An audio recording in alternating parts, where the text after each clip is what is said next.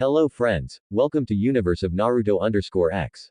If you love Naruto what if stories and anime explanations, don't forget to subscribe to the channel. Now let's begin today's story.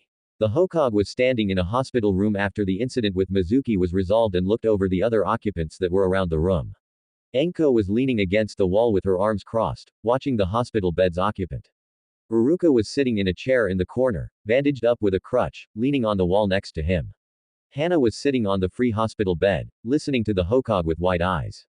Eniki was standing in the corner of the room next to the door with his arms crossed. The Hokage himself was standing in front of the hospital bed occupied with an unconscious Naruto who was still wearing the burnt orange jumpsuit. He had been retelling the story of what happened 4 years ago. Enko was looking at the Hokage, looking ready to hit the old man, but held herself back, waiting for the old man to finish his story. She did feel somewhat thankful to the fox for saving the Gaki, even if it was only to save its own. As the Hokage got to the point of Mizuki tricking Nar, Enko began to think of ways to torture the man. But her thoughts stopped when she heard about Naruto's transformation and how he beat Mizuki. Why can't the kid ever get a break? Her heart stopped when she heard the name of her former teacher, Orochimaru. But after hearing that there was a spy within the village, she was even more sure that she needed to protect the Gaki. Hana didn't even know what to think about what she just heard. The little boy that Ka kept bragging that he kept beating was turned into this three-tailed fox. How does something like this even happen? Looking at the fox and then back at the Hokage, she became confused about what she was even doing there. Excuse me, not to be rude, but what am I doing here? I don't see why I was called here. The Hogue looked at Hana with a smile. I have called for you because you are friends with the boy and I require him to be examined to make sure that he is all right. Sighing tiredly, he looked at the fox. As he is right now, I cannot allow a medic to see him. So, I ask you to examine him since you know the boy and are a well-practiced veterinarian. Hana was unsure how much she could help, but she figured that any help she can give will be given. She got up from the bed and walked up to the fox before she began to examine him using a medical jutsu. Enko just stood there watching her friend Hana make sure the Gaki was okay. After a few seconds, she looked to the Hokage. What happened to that bastard Mizuki? The venom in her voice was recognizable to everyone conscious. The Hokage took off his hat and told them, Mizuki is being detained in the Ambu prison cell, and the medics there are doing their best keeping him alive. This bit of news shocked everyone, Sanzinoichi, as they were surprised to hear that the traitor was dying. Not that they felt sympathy for the man. The wounds he had received are deteriorating at an immense rate. The wounds on his hand and throat can be healed, but much slower than it would usually take using the medical knowledge we have. However, the wound in his shoulder won't close and is causing him great pain like a poison. He is at this moment being sustained as best we can so that we can interrogate him later. Enko felt no sympathy for the man. He was a traitor to the village and worked for the snake Orochimaru. He also planned on using her favorite Gaki as a scapegoat. Yep, no sympathy. Hana had finished examining Naruto after 15 minutes and turned to the Hokage to give her analysis. From what I can tell, he has massive chakra burns on his arms and legs as well as his head, his center tail, and most of his back with the most severe on his lower back close to the base of his tails. He is also suffering from an interesting case of chakra exhaustion. The Hokage hearing this nodded his head for her to continue. As I recall, Biju are constructs of chakra that have somehow gained consciousness and as well as elements that give each a specialized ability or attribute. From examining Naruto here, he seems to be mostly made of chakra with some organic structure, but I can't tell what is organic and what isn't. Some of it is easy to tell, but as of now, I can't give a 100% report on it. The Hokage nodded his head in understanding. From what you have said, he is mostly made of chakra that is condensed into this form. It makes sense seeing how dense his chakra is already and how large his reserves had become that day. Enko, not really understanding what the two were saying, just shook her head. Some of what you said went over my head. Just tell me if he will be okay.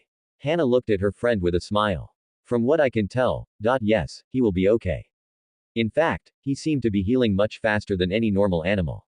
Oh. Bum. She felt a bit ashamed at calling Nar an animal, but with how he looks, it was hard to avoid it. Enko just chuckled at that and looked Hana in the eyes. It's okay. With the way he looks and the fact that the old man called in a vet, he might just call himself that in a panic, she said, imagining Nar reacting in a funny way from his new form. The Hokage was dreading how Naruto would react to this. I hope his reaction won't be so severe. Next morning, hospital marker. Nar began to shift in the bed he was laying in and realized that he was in a bed. He wanted to move, but the shot of pain he got when he moved his arms told him not to. Ow. What the hell? Was I attacked again? What happened yesterday? Nar started to think about what happened the day before, from waking up early, the exam, him failing, Ino and Hinata seeing if he was okay. And then Mizuki, that bastard, he tricked me. He lied to me, using me to steal the forbidden scroll. He told me. Remembering this, he had a few tears sliding down his face. I'm the Shinobi. I killed all those people. He began to think that the villagers were right to do what they did to him after he killed all their families and friends. Wine. Yep. After he heard the noise, he made his eyes shot open as he was sure that he had tried to speak. He looked at himself, and although he saw that although he was still wearing his jumpsuit, albeit ruined, the sight of what he was only caused him to panic. Normally, this wouldn't have shocked him so much since his favorite henge was a three-tailed fox. However, after remembering what he was told, he wanted nothing to do with the animal. He didn't want to believe the words of a traitor and someone who did nothing but use him. The sight in front of him, though, was not helping his nerves. Gaki, you have to calm down. Nar didn't hear what was being said as he kept panicking. He pushed himself back against the back of the hospital bed until he fell off, hitting the ground hard. This didn't break him out of his panic as he kept moving back until he was against the wall. He continued pushing backward in a futile attempt to get away from his own body. No, it's not real. It's just a dream, a nightmare. I just need to wake up and I'll be normal. I just need to wake up. He began to hyperventilate like all his breath had left him and remained out of reach. This kept going until two hands grabbed the side of his head and moved to look into light brown eyes. Nar, you need to calm down, Naruto, and take a breath. Nar knew those eyes. Enko Nchan wine. Yip, you're okay. You just need to relax. Nar started to relax a bit but was still anxious about what happened. Enko saw that Naruto was starting to calm down, but she needed to get the Hokage to inform him about Naruto being awake. This meant that she would need to leave Nar alone, which didn't sit well to her. Closing her eyes and taking a breath, she looked back into Naruto's eyes. Gaki, I need to go get the Hokage. Hearing this, Nar shook his head frantically. No. I don't want anyone else to know about this. Narco shouted before she continued in a softer tone. It's okay. He already knows about this and he isn't mad or anything. He is just worried about you. So, I need to go get him so we can talk. Nar felt his nerves calm down at hearing that the Hokage wasn't mad at him. He took a breath to calm down before nodding gently at the older woman. Enko smiled lightly at seeing her favorite Gaki in a much more stable state before she got up slowly and walked to the door. Pausing in front of the door, she turned her head to Naruto, who was sitting in the corner. And with a small smile, she said, I'll be back in a bit. Try to stay out of trouble, Gaki. And with that, she left and ran fast to get back as soon as possible. Naruto just sat on his hunches for a few minutes until he went to the hospital bed to grab the pillow and blanket with his mouth. And with a little effort, he pulled them off the bed and moved them to the corner and just laid down on the pillow and the blanket on top of him, completing covering him, and just stayed there. 20 minutes later, Hizen along with Enko walked into the hospital room but was confused since he didn't see Naro in the room. Nar, are you here? He asked, looking around the room. He heard some shifting in the corner and noticed a blanket moving. He saw Nar move out from the blanket with his head hanging down and tails dragging on the floor with one in between his legs. Nar, there you are, he said in a grandfatherly tone, getting Nar to lift his head a bit to look him in the eyes. Nar felt his fear die down when his Gigi spoke as if nothing was wrong. He looked at the Hokage and Enko before. Yip, yap. Whine. It was at this point that Naruto realized that he couldn't speak to them like this. How can I talk to them if I can't say anything? I can't speak like this, and this isn't a henge. I can't change back to normal, or is this normal for me? Hai noticed that Nar is unable to speak like this while Enko looked worried for the Gaki. Hai began to think for a bit on how to communicate with the boy and stared at Nar until he thought of something. Nar, you are able to use the henge, right? Nar, hearing the question, looked up and nodded. Are you not able to do a henge without hand seals? He said as he looked at Naruto's front paws, noticing an interesting factor. Although from how his paws are formed, he might still be able to use jutsu in that form. Nar realized that he practiced the henge so much that he could do it without hand seals. Concentrating on how he would normally do the jutsu, he thought about his form before he became engulfed in a poof of smoke. After the smoke cleared, he was now standing in his human form, still wearing the ruined jumpsuit. Here, noticing this thought to himself, seems the henge only works on his physical form and not his clothing. Interesting. Good. Now, I believe we can speak and go over some things that concern you. Nar looked up from looking at his hands and looked into the Hoge's eyes. Am I the Kobe? Nar asked, still praying that it wasn't true. However, in the back of his mind, he had the thought that the fox wasn't as bad as everyone said it was. He didn't really know why, but it just seemed to be the honest truth. Hai takes a deep breath before he went through some hand seals and slammed his hands on the wall, placing a privacy seal while Anko closed the curtains. After this was done, he began to speak. No, Naruto, you are not the Kobe. This was something that he wanted to hear, but it also angered him as it went against what everyone else in the village said. It made sense that he was. Otherwise, why would everyone hate him? How the hell can you say that? You saw me. I was a fox with multiple tails. And after what Mizuki said about the fourth weakening me by turning me human, now you are lying to my face.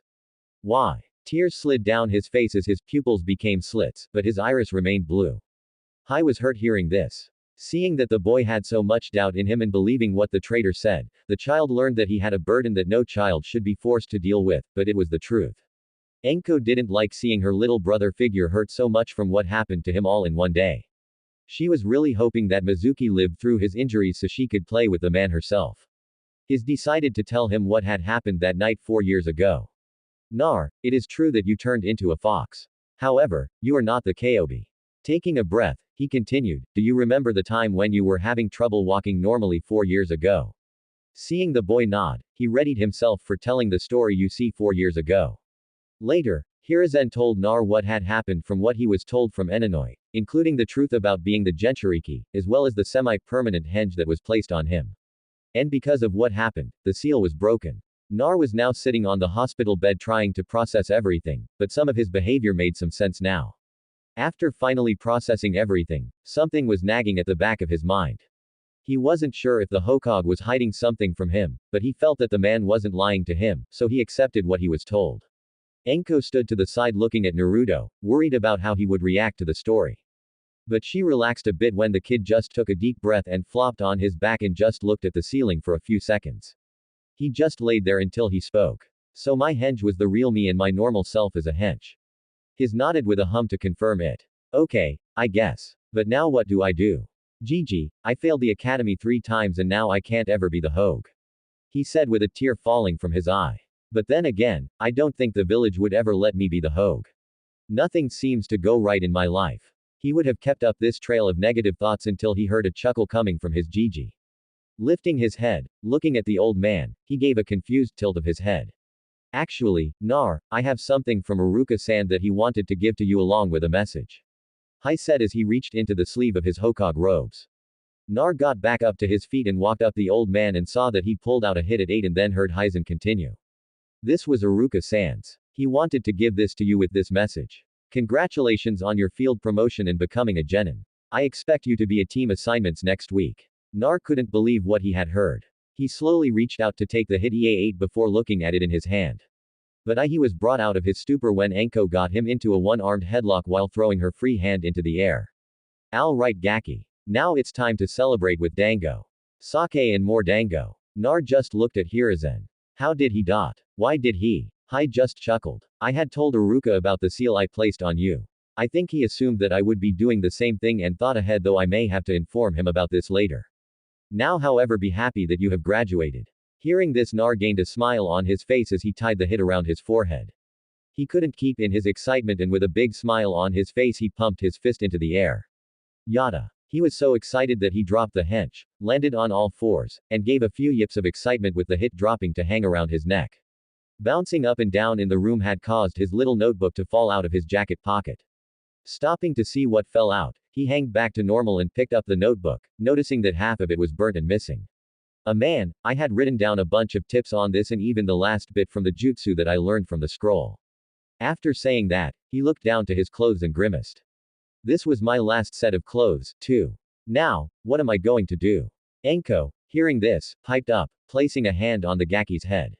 Consider it a good thing. This means that you can finally wear something decent. Hearing this, Naruto mumbled, why does everyone hate my outfit?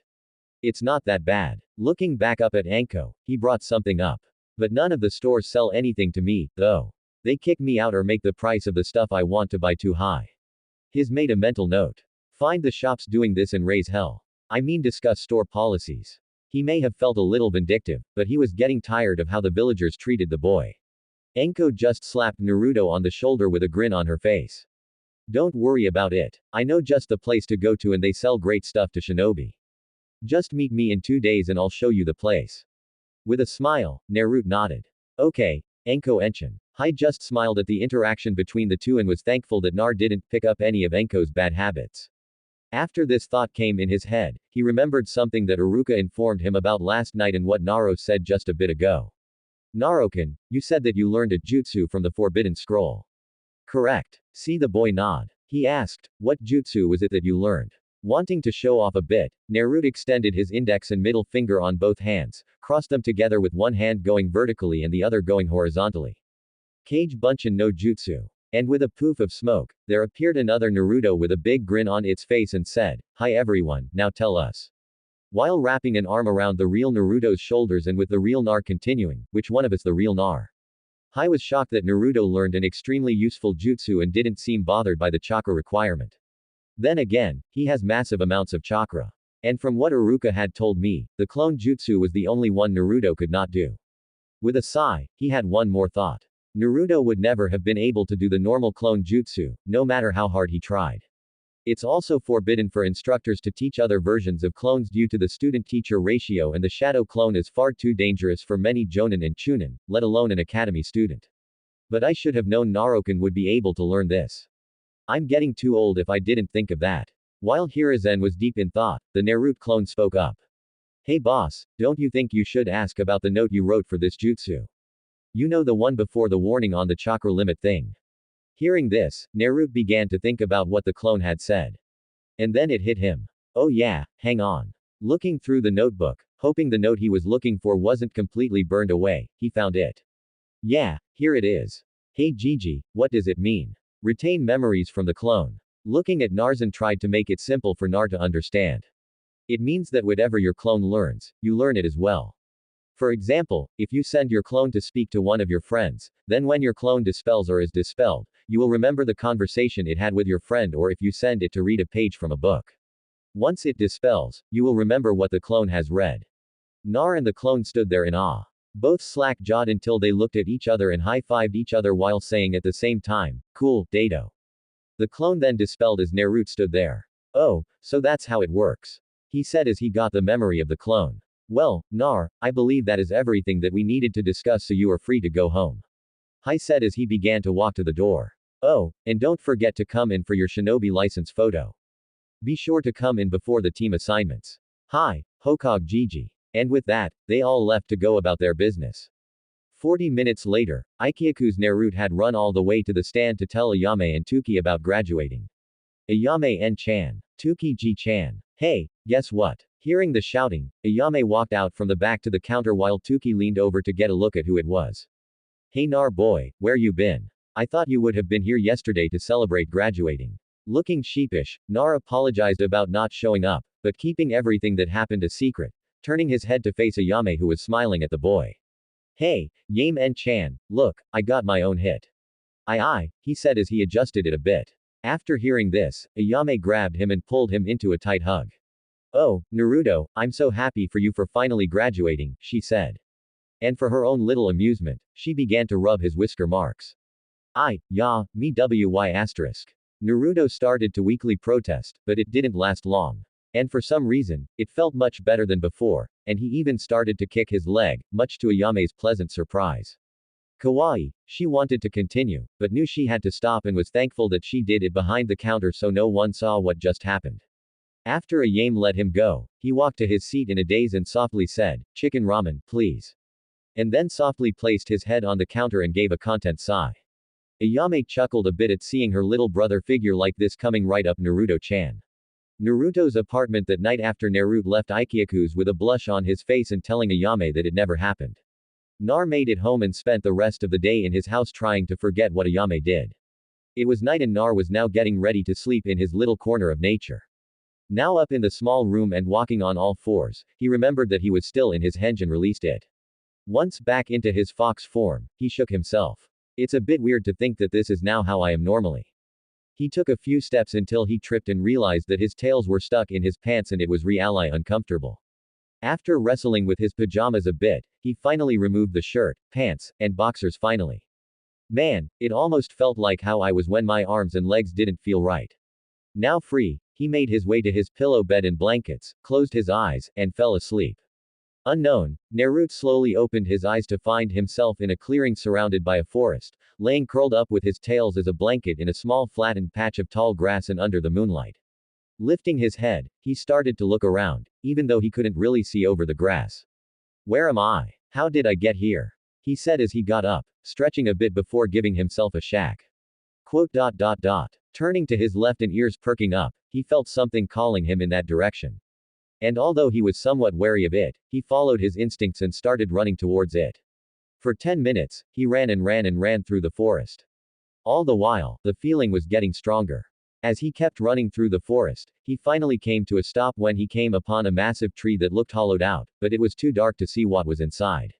But he felt compelled to know what was inside. Hello. After he spoke, loud rustling was heard, and he could see something coming out. He stood there as he saw a paw hand come out of the shadows, followed by a muzzle, a face, and then long ears. As he watched this being come closer to him, he felt tears coming out of his eyes as he recognized who was coming out. And it wasn't until it stood in front of him did he speak as he took a few steps closer. Rama-san, good to see you again, Kit. That did it for Naruto, and he just used all his speed to run and jump onto Kurama's head and hug the top of his muzzle. Ramatu-chan. Ramao-chan sobbed, Kurama-sama, I missed you. Where were you? I wanted to see you again. So for so long, where did you go? He said between his sobs and nuzzled Kurama's muzzle and holding on tight, feeling like if he let go, he might disappear again. Kurama couldn't help but smile at how his kid reacted to seeing him again. He had missed his kid as well and wanted nothing more than to stay like this for a while, but he had to talk to the kid. Kid, we need to talk. So, will you stop, please? No, kid, you need to get off for a bit so I can speak to you face to face. No. Are you going to let go anytime soon? No. With a sigh, he just laid down with Nar still attached to his muzzle. He looked at the smaller fox attached to his muzzle and smiled. I like your new look. Nar just hugged tighter. Shut up, he said as he started to calm down a bit, but still had tears streaming down his own muzzle. Thank you. Kurama, hearing this, looked a bit cross-eyed at his kid. For what? Nar, not moving, answered, for being there for me when I was younger. For playing with me, for being the dad I didn't have, and saving my life that day. Just thank you. Kurama smiled even wider. You're my kid. I would do anything to make sure you are happy and safe. The both of them just stayed there until they both fell asleep with smiles on their faces thanks to their reunion. Nar opened his eyes with a smile. He had his reunion with Kurama, who he hasn't seen in 4 years. Getting up from his pillow, he stretched his legs, but still walked groggy to the door. He was so out of it that he just walked onto the door, and with his full weight, the ground beneath Naruto disappeared, and he fell into his bedroom, landing on his back with all 4 of his legs twitching in the air, much to his displeasure. Finally awake, he flopped to the side and just stayed laying there. Now, maybe I shouldn't have stood on the door. And I think I hurt my tails. Still weird to think that.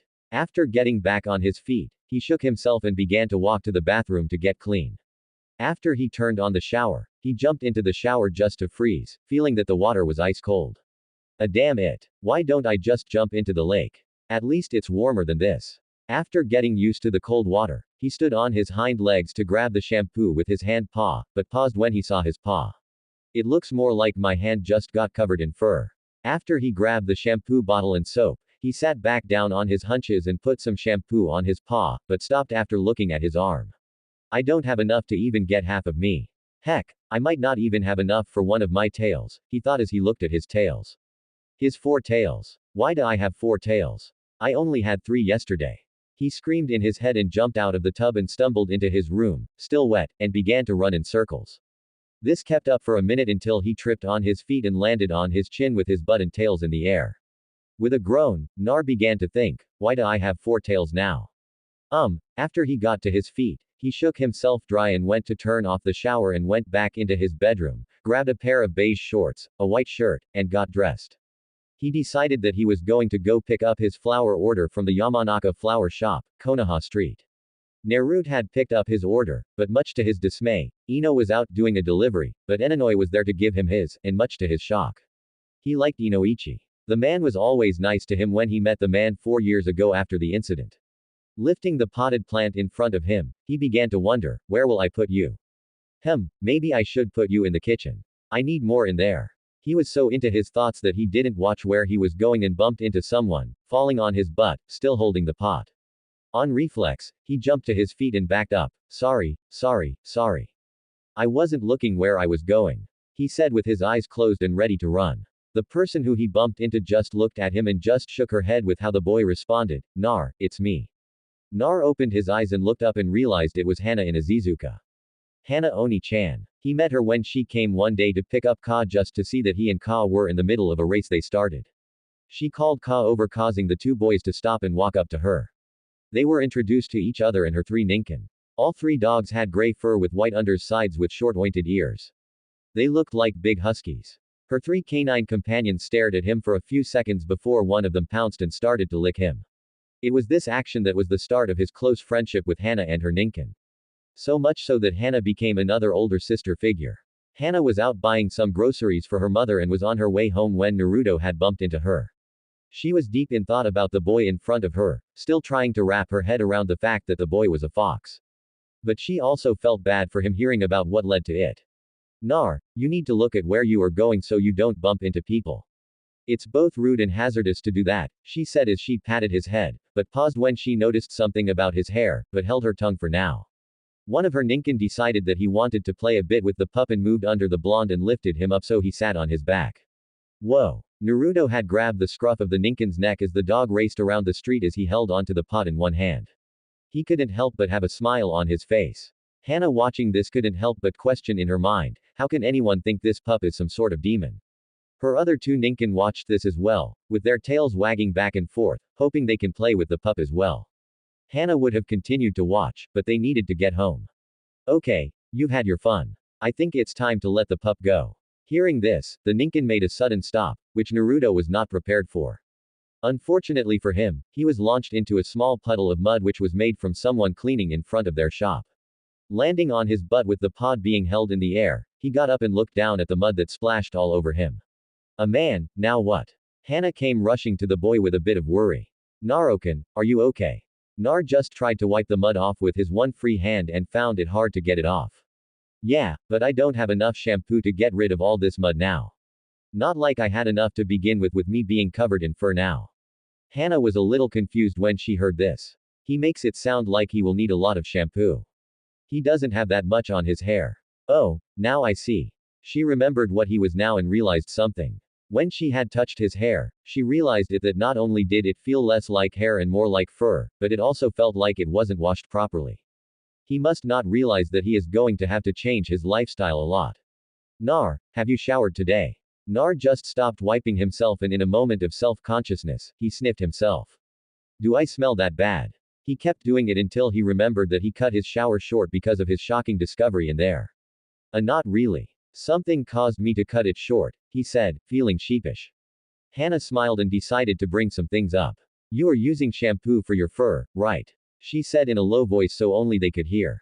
Nar looked insulted from this. What do you mean? Of course, I'm using shampoo on my fur. He said until he realized what he said and slammed his hands over his mouth. Oh, Hana chuckled at his easy slip up. It's okay, Nar. I know. When the Hokage brought you to the hospital, he called me over to examine you to make sure you were okay. And he told me about what happened to you. Nar stared at her in disbelief, and you don't hate me. Hana shook her head. No, Nar, I don't. But back to the matter at hand. From what you said, you couldn't get clean this morning. And if I can guess, you aren't using the right products for your fur. Nar, not liking where this was going, decided to try and cut it off. I'm sure that what I'm doing is good enough for it, he said as he began to sweat and back away. As he turned around to run away, he was grabbed by the back of his shirt and dragged away, flailing his free hand with the pot in his other. Don't even think about it, pup. I'm going to make sure that you get cleaned up and know the importance of fur care. Nar continued to try and get out of her grip. You don't have to. I can figure it out. And people are looking. Hana just kept walking with her ninkin at her side, not even looking at him. It's fine. I've done this with Ka when he refused to take a bath and I had to drag him back to the compound. Nar just kept ranting while they made their way to the Inuzuka compound. Inuzuka compound, Hana's veterinarian clinic. Nar had stopped struggling halfway to the compound and just let himself be dragged with an annoyed look on his face. Once they made their way into the clinic, Hana made her way to the back as her ninkin followed behind to watch the show.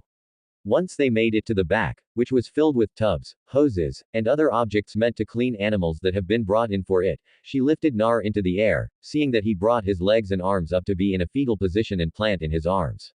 She grabbed the potted plant and placed it on a table to her left. Okay, Nar, drop the henge, please. No, Nar, this is for your own good, so please. No, Nar, stop acting like a child and listen to me. No. With a sigh, she just bopped Nar on the head hard enough to dispel the henge. Good. Bark yip bark bark. Yip. Hey, no fair. Hana-on-chan. It's not meant to be fair. How else are we going to clean your fur if you hide it? Nar stopped wiggling for a second to turn his head and ask through yips and barks. Hana-on-chan. You can understand me. Chuckling a bit, Hana put Nar on the floor. Of course I can. Foxes are canines themselves, so of course I can understand you. Now Hana pulled the shirt he was wearing off, and before he could start running away, she grabbed him by the scruff of his neck and pressed on a small pressure point, causing him to relax. How did you do that? He asked as he let his body go somewhat limp in her hands. You think that you are the only feisty one that I had to deal with? She answered as she removed his pants and boxers. Not like that, and put them in a basket meant for pet accessories. She looked down to see the 4 tails swishing in the air. Looks like you got another tail. Is that what shocked you? She asked because she remembered he only had 3. Yeah, I was shocked seeing it. And jump out of the shower. Nar answered through some slurred yips and barks. Walking next to a tub, she turned on the water to fill the tub a bit. All right, Nar, we are going to get you clean now. You can either cooperate and make this go faster or you can make this harder and make this longer. Your choice, she said as she put him into the tub and released the pressure point so he could stand again. Naruto heard the choices and as much as he wanted to bolt to the door and escape, he knew he wouldn't win. So groaning in his head, he sat still. Fine, but don't tell anyone this happened. This is so embarrassing. Hana just smiled and grabbed some animal shampoo and started to wash him. Nar will never admit this to anyone, but halfway through the bath he was getting, he began to enjoy it. He was at the moment enjoying being dried off with the towel, and although he walked out of the towel and doubled in size with his fur puffing out, he felt fantastic. He was pulled out of his euphoria when he was picked up and put on a table, and seconds later, he felt something going through his fur. Looking back, he saw that Hana was brushing his fur carefully to make sure that she didn't get it caught and hurt him. He enjoyed it and just let her continue. After his fur was back to normal, he shook himself a bit. He walked into the waiting room, which was set up as a cozy living room, and went to the window to lay down in the sunlight. Hana came in to see Nar lay in the sun, and smiled. Nar, your clothes are being washed right now and will be ready in about an hour. Seeing Nar turn his head and nod, she brought something up. Nurid, if you are going to lay there, can you make yourself smaller and hide your other tails with a hench, please? You can leave your markings since many ninja animals have markings, but your tails and size could cause problems. Nodding his head again, Nar concentrated, and in a poof of smoke, 3 of his tails had disappeared, leaving the tail that had the black line that went up his spine and shrunk down to the size of a normal fox. That bath felt great. It's not so bad being like this. After laying there for 15 minutes, he smelled something familiar, but couldn't think from where. Hey sis, did you get the stuff mom asked you to get? She needs them to start feeding the dogs in the kennels. Jumping a bit from the yelling, Naruto looked to see who it was. Crap, it's Ka. He can't see me like this. Ka noticed the movement and saw the fox staring at him. Hey sis, what's with the weird colored fox? He said, not noticing the vein popping out on the fox's head. What do you mean weird colored fox? I look badass, you scruffy looking mutt. Nar said baring his teeth in a threatening manner. Ka just looked at the fox as Hana walked in. Ka, you shouldn't say something like that. And yeah, the bag is on the counter. Where's Akamaru? He is in the main house getting his food bowl so he can eat. Ka said as he went to get the groceries. Watch your back cause I'm going to prank the hell out of you. Nar said never taking his stare from Ka. Ka looked at the fox before turning to his sister. What did he say? Hana just rolled her eyes at this. Really? Ka, you should learn how to speak to canines other than the ones you know. Hey, I'm still learning it. I just have trouble with some of them. Well, you better learn it if you want to be a proper clan head. Reprimanded Hana as she put her hands on her hips. Yeah, catch you later, sis. Ka said dismissively as he walked out of the clinic, sighing after Ka left. Hana turned to Nar. Don't make the prank too bad. Don't want a repeat of the flea fiasco. Nar hearing this looked sheepish and rubbed the back of his head with his paw. Sorry about that, Hana. Anachan. Hana nodded her head and walked to the back of the clinic to get some work done as Nar laid back down and waited for his clothes to get out of the wash. Naruto's apartment nighttime. After Nar had left Hana's clinic with his new flower and a bag Hana gave him full of fur care products, much to his embarrassment, feeling like they were beauty products he has to use now, he made his way home and looked through all the stuff he now has.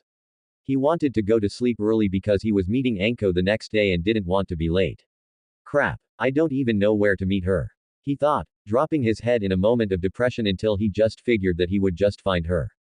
Most likely at the dango shop, and with that settled, he put the stuff away, opened the ceiling door, undressed, undid the hench, jumped into his corner of nature, closed the door, and went to bed. Naruto's mindscape. A Naruto entered his mindscape. He looked around the moon. He began to look for Kurama in the dense forest. He kept searching until he found himself in the same spot as last time. Looking into the darkness in the tree. Ramatu-chan. Are you here? Where else would I be, Kit? Kurama said as he walked out of the shadows. Nar smiled at his father while his four tails wagged back and forth. After Kurama fully came out of his den, Naruto jumped high so he could land on top of Kurama's head and laid down on it. Kit, there are a few things we need to talk about. Kurama said in a serious tone. If it's about you being the Kobe and me being your jailer, then I already know. And I'm sorry, Sai. You don't need to apologize to me, Kit. I should be the one doing that. It's because of me that yo. Ow. Kurama began to say until Naruto stopped him by biting on his ear. It doesn't matter anymore, too. Chan, I know the truth and I'm glad you are here, but there's something I want to know. What is it? Quote. Why did you attack the village? Sigh. Well, kid, my previous jailer was living in the village at the time. During a specific time when the seal was weaker, someone had forced me out of the seal. Once I was out, I didn't even have time to see where I was until someone used the sharing to put me in a powerful genjutsu to attack the village. After a long battle between me and the shinobi of the village, your FA 4th Hokage confronted me and in an act of desperation, he had sealed me into you to save the village at the cost of his own life. Naruto listened intently at the story and understood the actions of the Hokage. So, it was an Uchiha that made you do it. He said more as a statement than a question. Yes, but enough about that. I've noticed that you now have 4 tails. Nar looking at his tails answered, I do. Why is it important? For you it just might be. Now that you have 4 tails, I'm not sure if you will be able to use your chakra a bit more easily or with more difficulty. Nar just gave a confused, huh. So Kurama decided to elaborate. You see kid, now that you have 4 tails, your chakra flow has smoothed out a bit now that it has more room. For example, say your body is a glass cup and it is filled completely with water, which represents your chakra so much so that it is spilling out. Now, because your body won't allow your chakra to just spill out and disappear, it had to adjust. And in doing so, all the water in the cup has been put into a larger cup, giving it more room to flow. Now, this doesn't mean you are stronger. It just means that you have more room for your chakra, which is at the same level as before.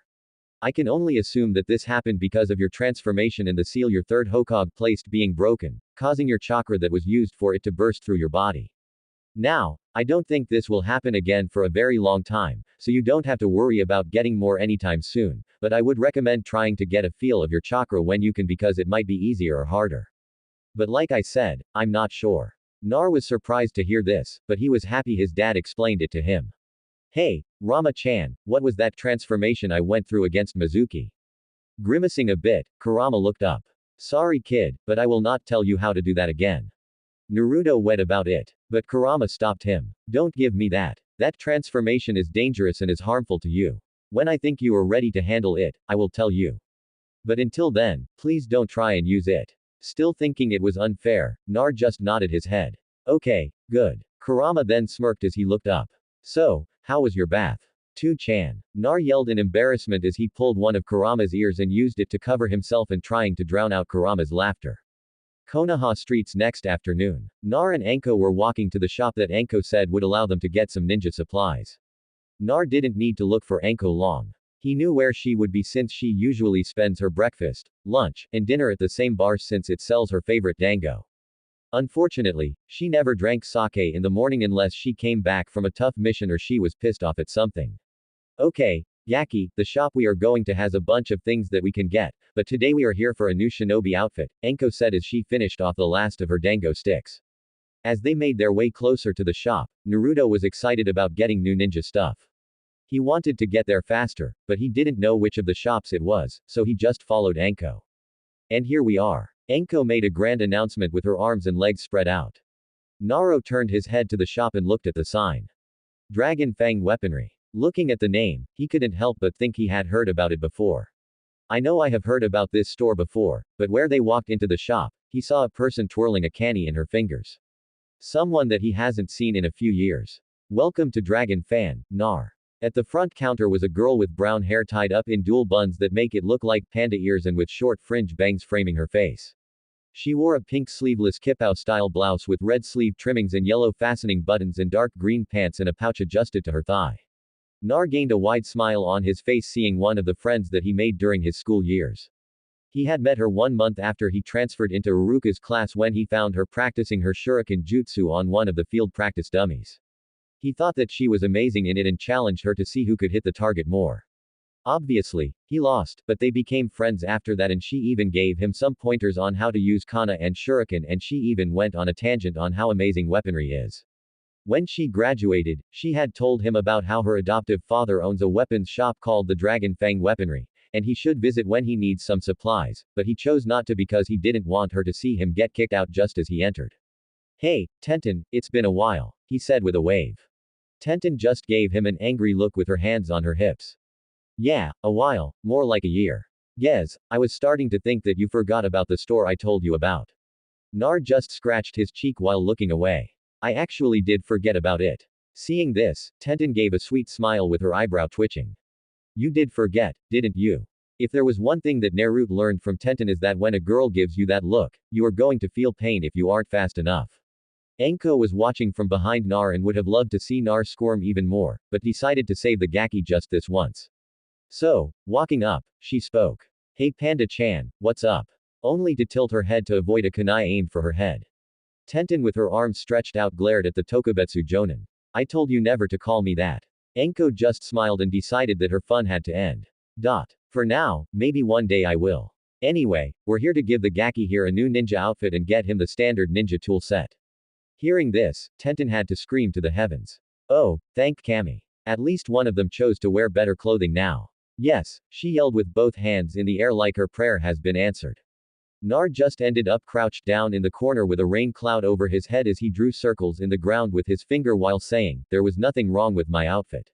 Why does everyone hate it so much? Tenten gave an exasperated sigh. Naruto the outfit was a bright neon orange that just screamed, here I am. Kill me. And with this, at least one of the people I know will change into better clothes. Nar, still depressed, turned his head to look at Tenten. Who are the other people you are talking about? With a shiver, Tenten shook her head. Trust me, you don't want to meet them. But forget that. Let's look around and find an outfit that looks a lot better than that jumpsuit you used to wear. Getting up from his corner, he walked up to Anko and Tenten.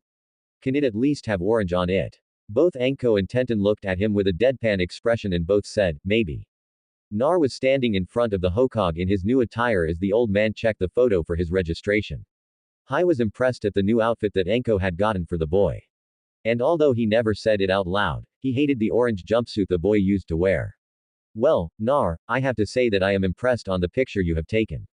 I was afraid you would have done it with some makeup or a mask as a prank or to be funny. Naruto chuckled nervously as he kept looking anywhere except the Hoge's eyes. Anko Enchen told me that if I did something like that, she would use me as a practice dummy for her snakes. Well, I didn't want to do something that might look bad in my new outfit. Nar would have continued, but he heard very quick footsteps coming from the hallway and believed that someone was running. I think someone has something important to say to you. Someone is running towards us. Hai was confused since he wasn't expecting anyone today and he began to wonder what was the urgency from the one coming. His confusion became slight annoyance when he saw his grandson Konohamaru burst through the doors. Naruto had turned his head to the door just to see a little kid wearing a cap over his head with some of his hair spilling out of the top showing that his hair color was brown. He was wearing a yellow shirt with the Leaf Village's symbol in red on the front. Gray shorts with dark patches on the knees, blue sandals and a scarf that looked more than twice his size around his neck. He was also holding a shuriken in his hand with his fingers in between the blades like he was going to hit the old man in the head with a rock. Nar gave a somewhat deadpan expression when he heard the kid start talking. Time for you to meet your end, old man. As Naruto saw this little boy make his way to the Hokage, he noticed that the scarf was dragging on the floor and started to get tangled in the boy's feet. So, he just stood there and watched as what he expected happened. The boy tripped on his scarf halfway and in front of Nar. Nar was trying hard not to laugh out loud and it was starting to hurt his stomach. The boy had gotten up from the ground and looked around for what tripped and then saw the laughing blonde. You tripped me. Naruto could handle a lot of things, but one thing he really didn't like was being blamed for something he didn't do. Even though a lot of the things he was blamed for were his pranks, and he didn't mind the blame then since he was guilty. But it's not like they ever had proof. Grabbing the scarf, he lifted the kid to his face. Hey, you tripped on the scarf you're wearing. So don't go blaming me for something so stupid. As this was going on, another person had came through the door. Honorable grandson, you shouldn't. Ha! Release the honorable grandson. Nar turned his head to see who it was, and his angered face became an annoyed one. He saw that the other person was Ebisu. Ebisu was a tall, skinny man with black hair that was covered in a bandana, wearing black round rimless sunglasses and a standard John and black jacket.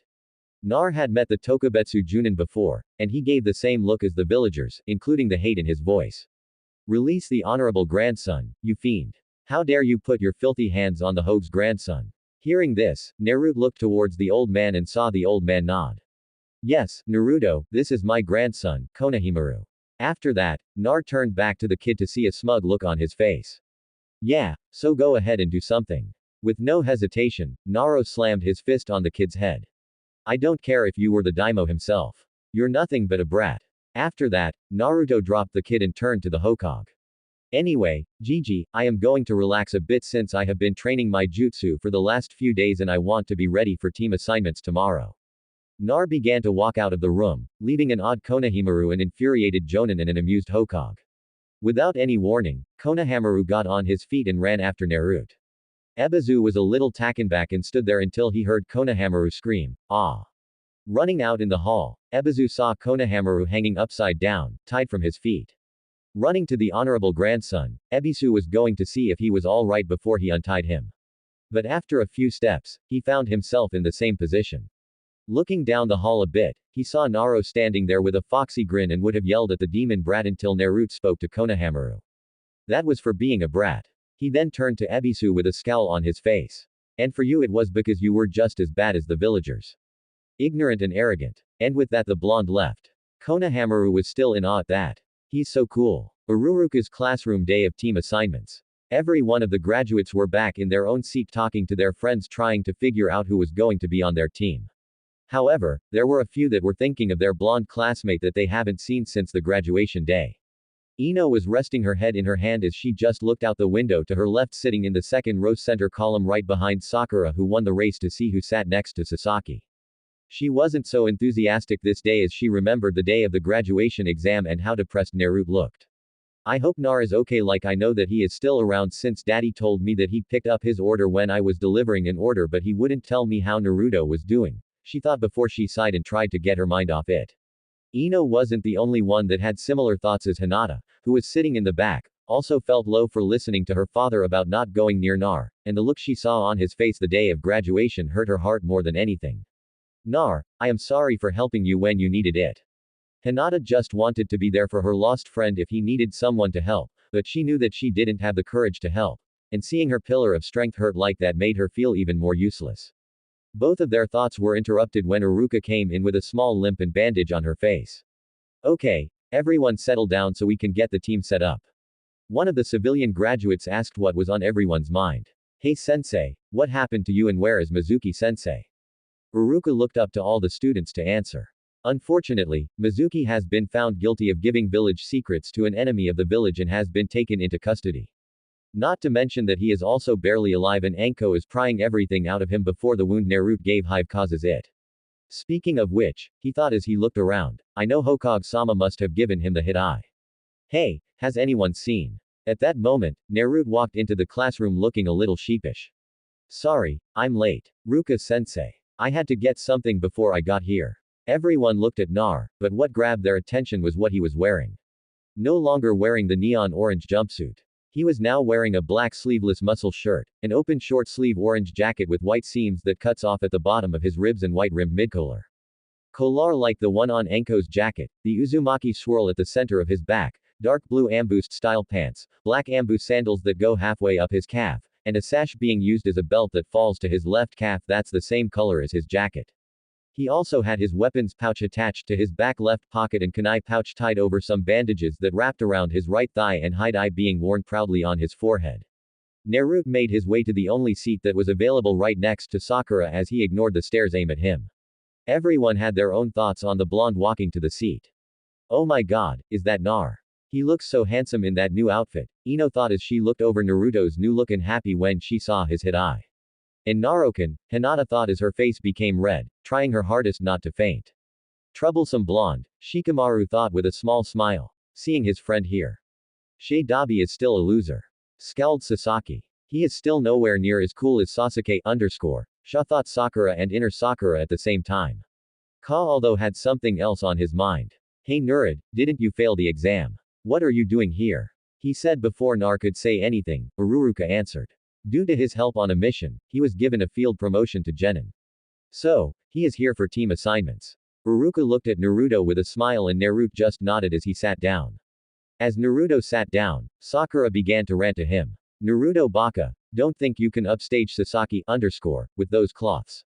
Naruto had to cover his ears, not only because of the volume of the rant, but also because she was right next to him. Why did I forget my earplugs? Why did I forget to put a pair in my pocket? Ow. Uruka was growing tired of being interrupted and wanted to get the team set. So, he used his big head jutsu. Alright, Sakura, that's enough. And thankfully for both him and Nar, she stopped and sat back down. Nar gave a thankful nod to Ruka as his sensei began his speech on how proud he was for all of the ones that graduated. After Uruka had finished his speech, he began, okay, everyone, it's time for me to announce the teams and their sensei. So, please pay attention for your name and teammates. Nar started to think to himself as the teams were being announced. At least once I get my team, I won't have to deal with high-pitched screaming anymore. Wonder who will be on my team. Maybe Shino. He's cool to be around. Quiet. Yeah, but his insect jutsu are cool. Or maybe Shikamaru. Watching the clouds is always peaceful and good way to remove stress. Ka would be fun. He still has the lead in our competitions. And Akamaru is cool, too. Shoji is fine. We still haven't had our eating contest rematch. Hey Ino would be nice. I could ask her about some new flowers that I found in the forest. Hinata, I would like to know why she ignored me for so long. So maybe this would give me a chance. Nar kept thinking to himself as Uruka got to Team 7. In Team 7 will be a frontal assault team. Its members will be Sasaki Uchiha, Sakura Haruno.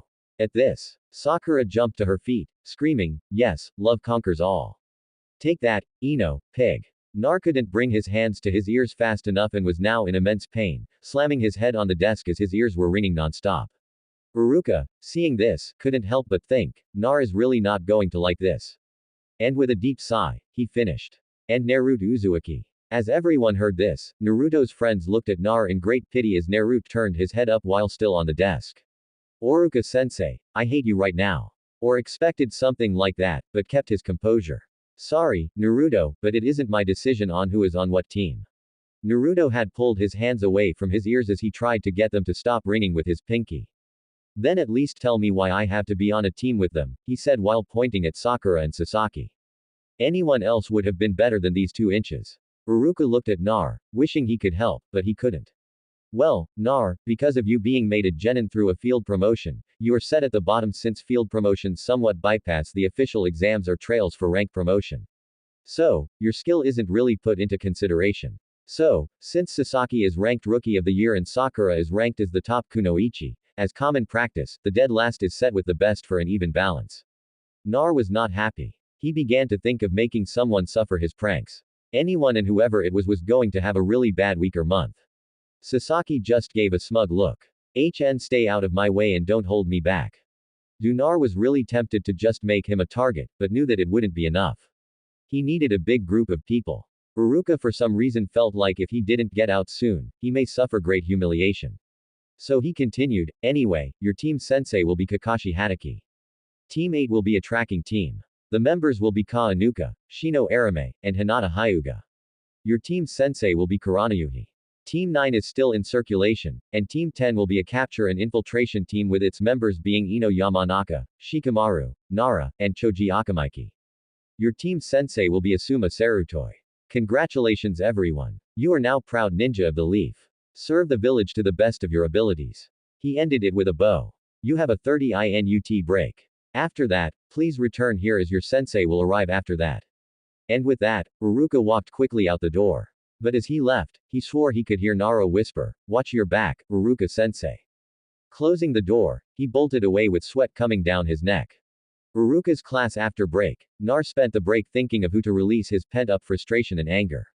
And now he sat in the same seat with his teammates as they waited for their sensei. Everyone had already left with their sensei while his friends kept saying good luck and sorry man. That was 2 hours ago. 2 hours of listening to Sakura asking Sasaki out on a date and he kept giving his usual responses. Where is this guy? He should have been here hours ago and Sakura should take a free-acting hint. How many no's until she gets it? He got up from his seat and began to pace back and forth. He had the thought of pranking the sensei when he gets here, but he didn't want to make a bad first impression. He will do it after they meet.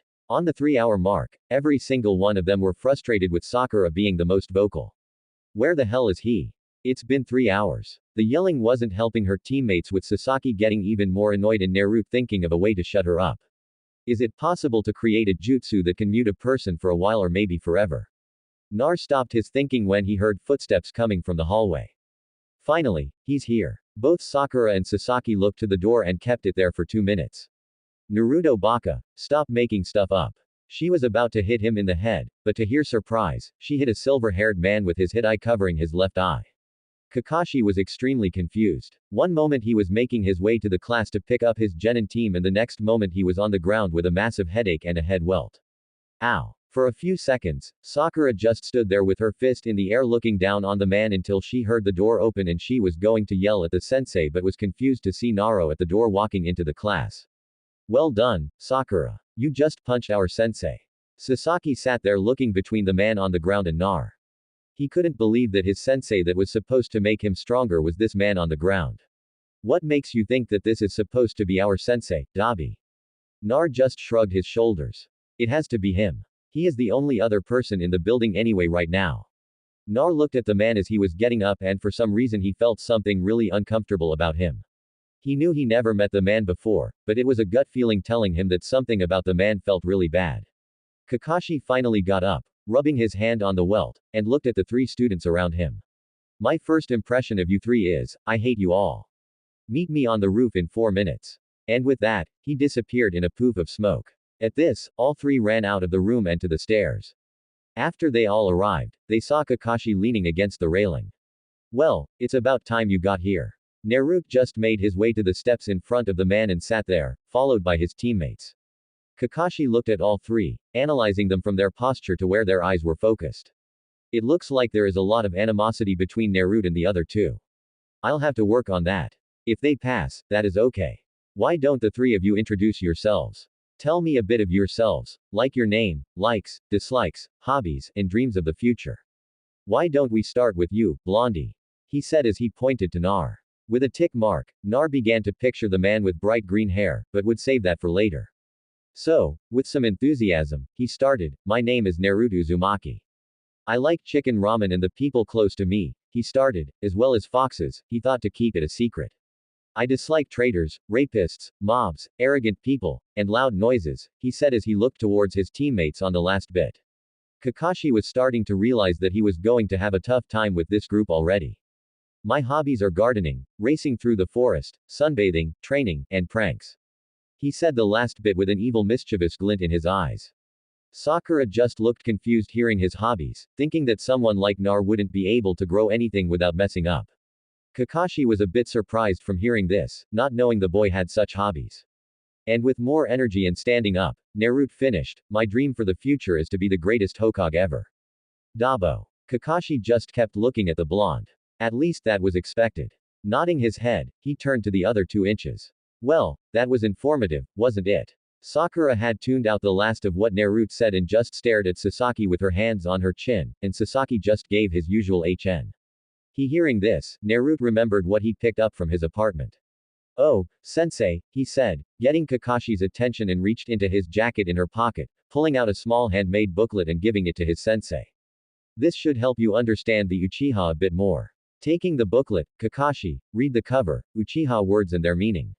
Kakashi just raised his only visible eyebrow and opened it to the first page. The Uchiha are Brutder duck but has many one-callable sounds and words, but after much observation, they have multiple meanings. HN equals whatever. HN while turning the head equals fine. Whatever. H equals I'm right. Deal with it. H while smirking equals in your face. Or I'm better than you. No equals no. Never. Stop talking. Leave me alone. Go away. Shut up. Further meanings yet to be discovered. The rest of the page kept going for a few more until it had a bit more info at the bottom. There might be more meanings yet to be found, but study on the Uchiha will not continue. And with small print in the corner written by Naruto Uzumaki and really wish I didn't.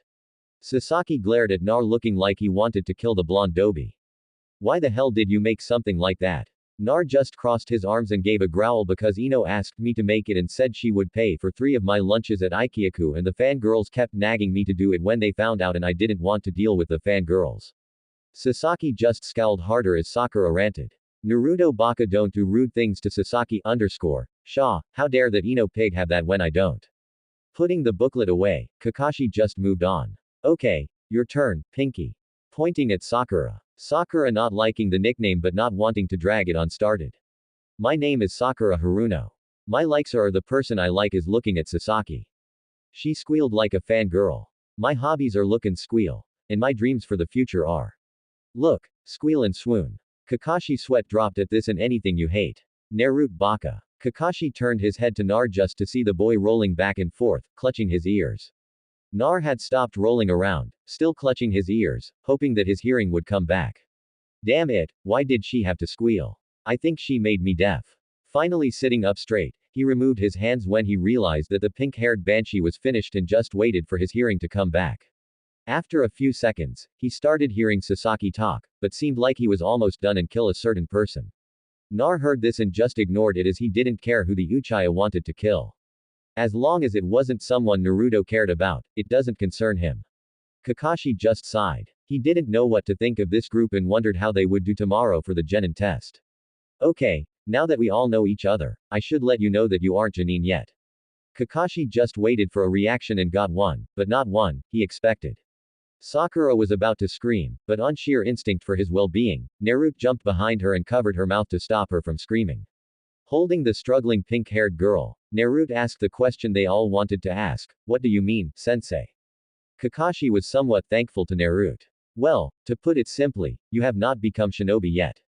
The academy tests are to weed out those who don't have the potential to be shinobi, and the Genin test is to test if you can become a team, he said, putting a little bit more emphasis on the word team. I want you all to meet me at training ground 7 at 6 a.m. sharp. Oh, don't eat anything because this test will make you throw up. Yan. And with a wave, he disappeared in a puff of smoke. After their sensei left, Naruto let go of Sakura and jumped away to avoid the fist aimed at his head. Well, since we are free for the rest of the day, I'm off. And with that, Naruto leapt off the roof to land on the street below and ignore the shocked looks from his teammates and then ran off. Konoha streets. Nar was just minding his own business, trying to think about what he should do for the rest of the day. And maybe I should go home and practice more on the cage bunch. I still can't do it like the Kawari and the hench. So I might as well. He was pulled out of his thoughts when he overheard something that Hinata-sama was put on a team with the Inuzuka and Arame heirs. Looking towards the sound, he saw that it was 2 Hyugas a good ways down the street and with his curiosity peaking, he jumped to the rooftop before they saw him and listened in on what they were saying about his former friend. Yes, I heard. I believe it's a good thing that she wasn't placed with the demon brat on her team. And maybe now she will start to become more useful instead of the meek girl that she is. The first Haya nodded his head. Indeed, it will make the order Hiyashi-sama and the elders gave her to avoid the boy moot point since they won't be around each other anymore.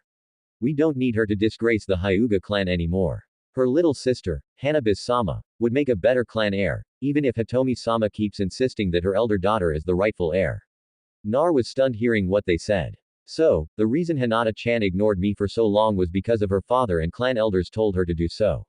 He began to feel sad for her and couldn't believe they could do such a thing. After the talking Hyugas left, he jumped down to the street and stared in their direction. If they thought they could do something like this and get away with it, they are wrong. And with that final thought, he began to plan his clan-wide prank. This was perfect for him as he had the need to take out the frustration he got from team assignments. He knew that it would take a lot of time and planning before he could do it, but it would be worth the wait, and with that he was off to get supplies for it. Naruto was waking up from his pillow and looking out the window to realize that the sun hasn't even come up yet. He lifted his paw to move one of his flowers to reveal the clock and saw that it was 4:45 featuring. Why did I have to stay awake so late? I didn't even get to sleep until 1 a.m. He wanted to just go to sleep, but he knew that if he did, he would not get up in time for the exam. So, he got up and walked to the door. Making sure not to fall through the door again, he opened it and dropped down to his unused bedroom. He made his way to the shower and sat on his hunches, letting the cold water wake him up as he thought about what Kurama told him last night as he slept. Flashback, Kid, I need to talk to you about your hench. Hearing his 2-chan, Naruto looked up from his patch of grass with a confused look. What about it, 2-chan? Kurama looked down on Naruto and brought up the issue. You won't be able to rely on it to hide yourself anymore. Nar was stunned. What do you mean I can't rely on it? I mastered the jutsu. I can use it without hand signs anymore. And yeah, I still need to think about what to turn into, but I can still use it. Kurama lifted his paw and tapped Naruto on the head with his finger just hard enough to cause Naruto to hold his head in a bit of pain. It is still usable, but it won't last. It is easily dispelled after a small tap. Or do you not remember the Inuzuka woman hitting you on the head gently to remove it? Kurama said with a smirk. Nar just grumbled with a small bush at the embarrassing moment. Fine, but what can I do? I have an idea on how we can get around this, but I don't think we have the time for it right now. So I will reinforce your hench a bit with my own chakra. Tilting his head, he sat up and looked at Kurama.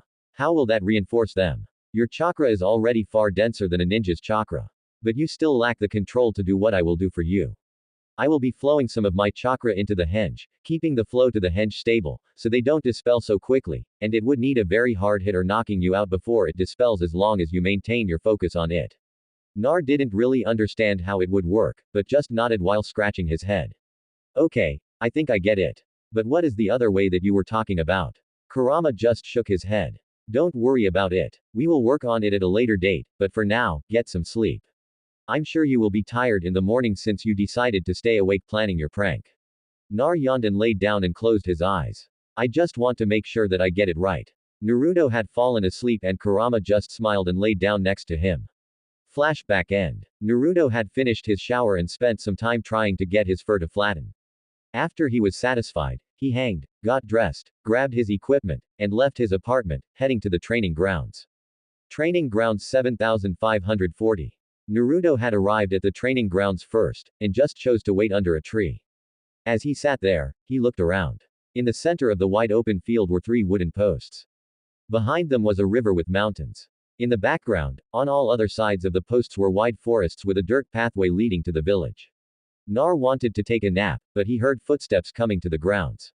And turning his head, he saw that it was Sasaki with Sakura followed behind, and Naruto could hear her still asking for a date. Reaching into his pocket, he put in the earplugs and just waited. After Sasaki and Sakura arrived, they noticed their blonde teammate sitting against a tree.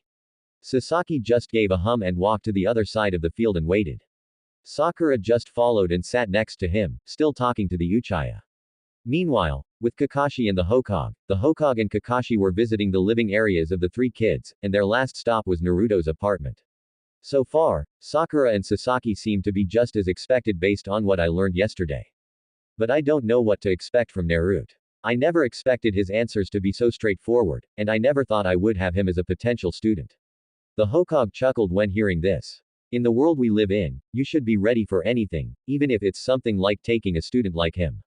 They both had made it in front of the apartment door as Serbi made a note of the condition of the building. As they entered the apartment, they made note of the small mess of a few ramen cups on the counter and some unwashed dishes. Kakashi examined the dining room, making notes of the small things, and made his way to through Naruto's bathroom.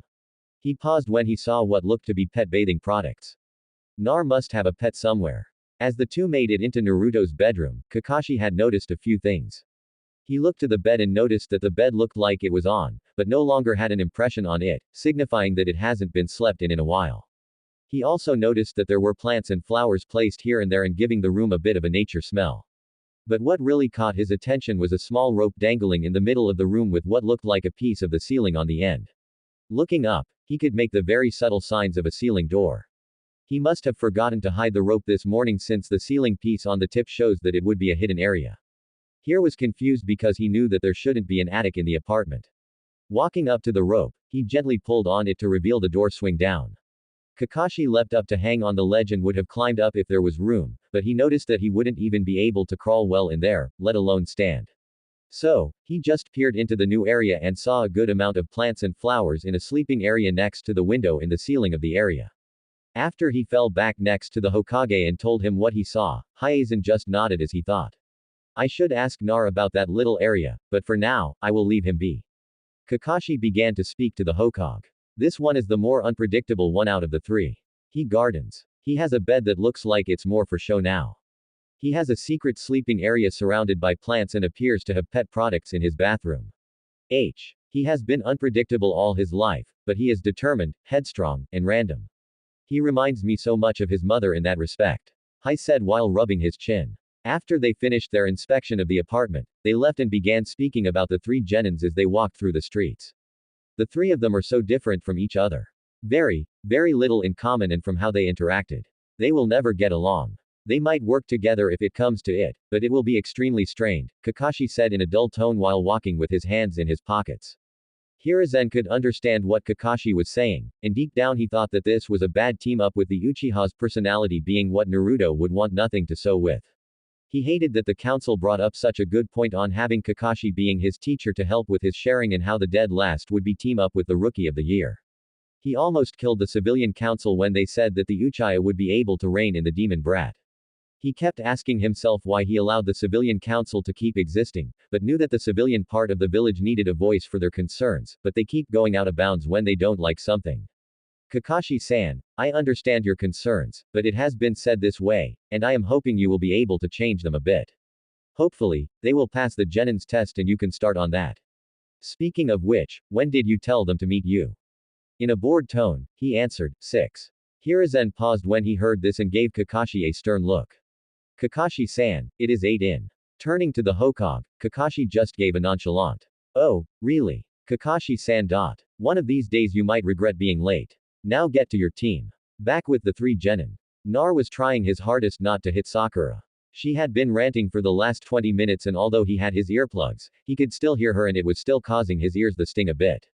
That's it. I'm going to find out who it was that gave me this team and I am going to find something that Kakashi-sensei can't stand and I'm going to use it when pranking him. After he made this thought, he got up on his feet and decided to at least get some practice with his cage bunch-on and get it where he can do it without hand signs, but just as fast. After 10 seconds, a clone popped up next to him without using a hand sign and then popped out of existence. After another 10 seconds, another popped up and so he kept trying to make it faster before he started attempting making more just as fast. He was able to get this fast after practicing a lot. And he had learned that when he made his first clones, after the seal was removed, they came out as his fox form. So, after practicing, he made it so the clone would automatically use a henge before the smoke dissipated. Needless to say, he grew tired after a few hours of doing this. After hearing the pop, Sasaki and Sakura looked towards the blonde and saw him making a clone before it popped away. Hey Dabi, what are you doing?